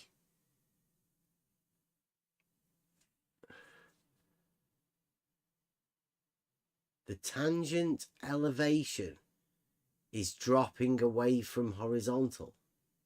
Are you sure, Blue? Thought the tangent was horizontal until it started curving.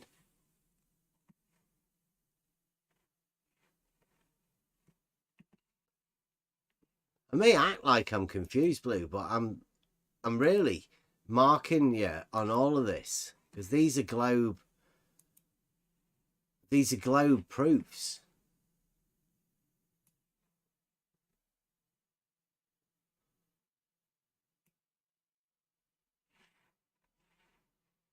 I like this one. This is good. Child, like again, elementary, Blue.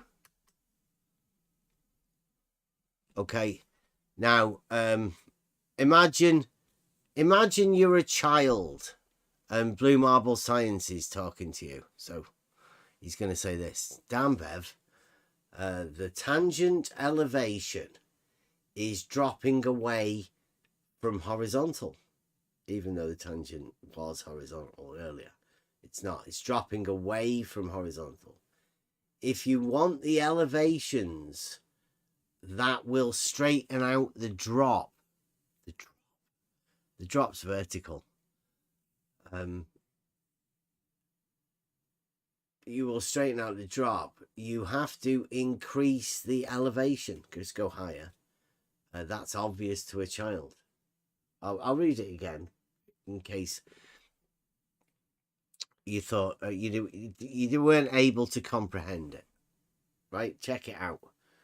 The tangent elevation is dropping away from horizontal. If you want the elevations that will straighten out the drop, you have to increase elevation.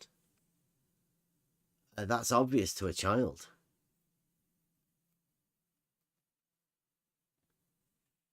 One more time, right? One more time for the globe.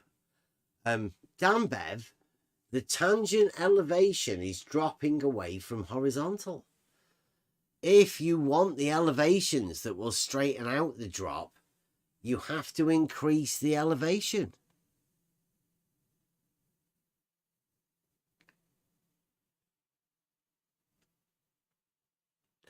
Thank you very much, gods.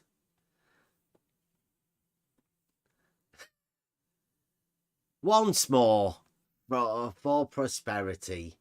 Dan Bev,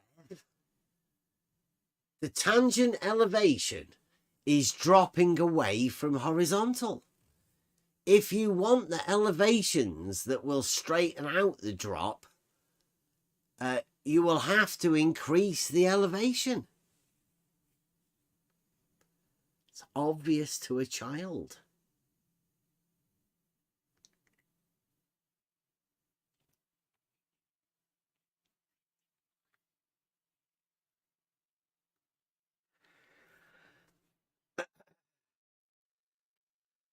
Okay.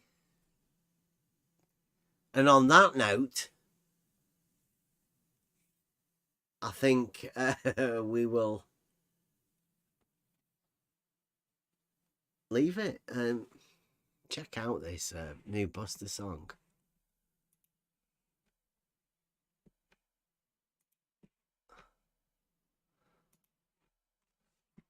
Thanks for joining us.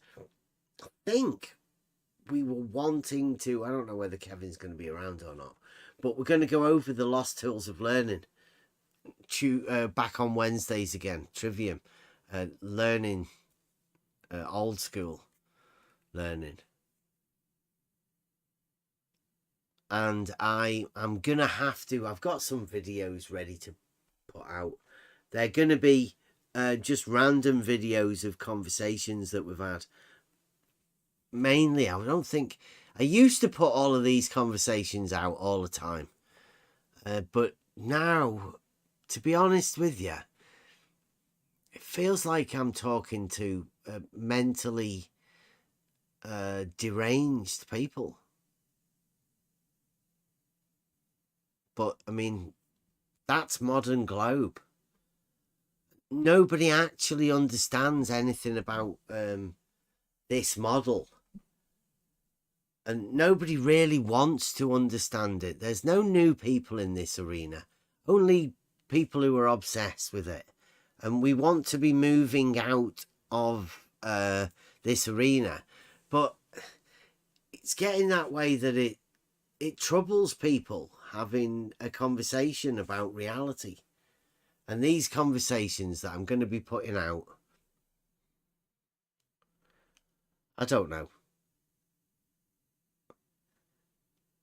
They'll make you think. That's the idea. Try thinking. Just don't nutsack yourself. Be nice to people. There's no need to allow Cogdis to make you angry, get you upset at anything. And try and learn a simple argument. Well, We'll be back tomorrow. Hopefully, Trivium, Lost Tools of Learning. Thank you very much. Join us tomorrow.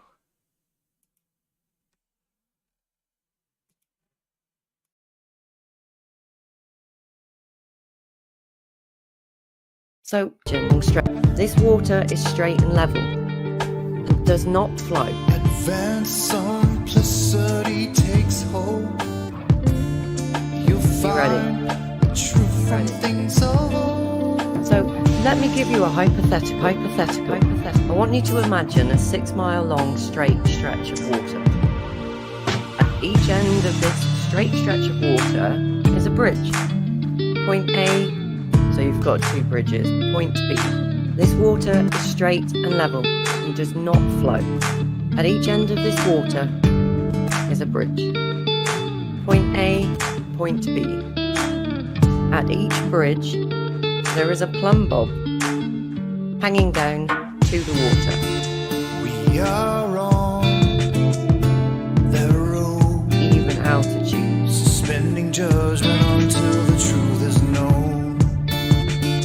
You will find peace within. Let me give you a hypothetical. In the midst of all these troubled souls. Now, on these vertical strings, can you imagine an even altitude? A point at an equal height above the surface of the water below. Advanced simplicity takes hold. An even altitude. You'll find the truth from things of old. And on these vertical strings, can you imagine 2 points? So let me give you a hypothetical. Can you imagine point A and even altitude at these points and point B? And on these vertical strings, we can establish a perpendicular and even altitude and call one point A and the other point B. 2 points. Point A, point B, even altitude. We are on the road. 2 points. Suspending judgment until the truth is known. Point A. You will find peace within. Point B. In the midst of all these troubled souls. The point at an equal height above the surface of the water below. Point A, point B. Point A, even altitude. Point B. There's no end game in mind. Is the shortest distance between those 2 points? It's only the truth that we seek to find. We know the shortest distance. And there's no end game in mind. Between 2 points is a straight line. It's only the truth that we seek to find. Now, here's the question I'm asking myself. How can the distance between these 2 points be anything other than horizontal? Everyone must see it for horizontal. themselves. The truth 2 is points. there for you to find. And then ask yourself, and the water.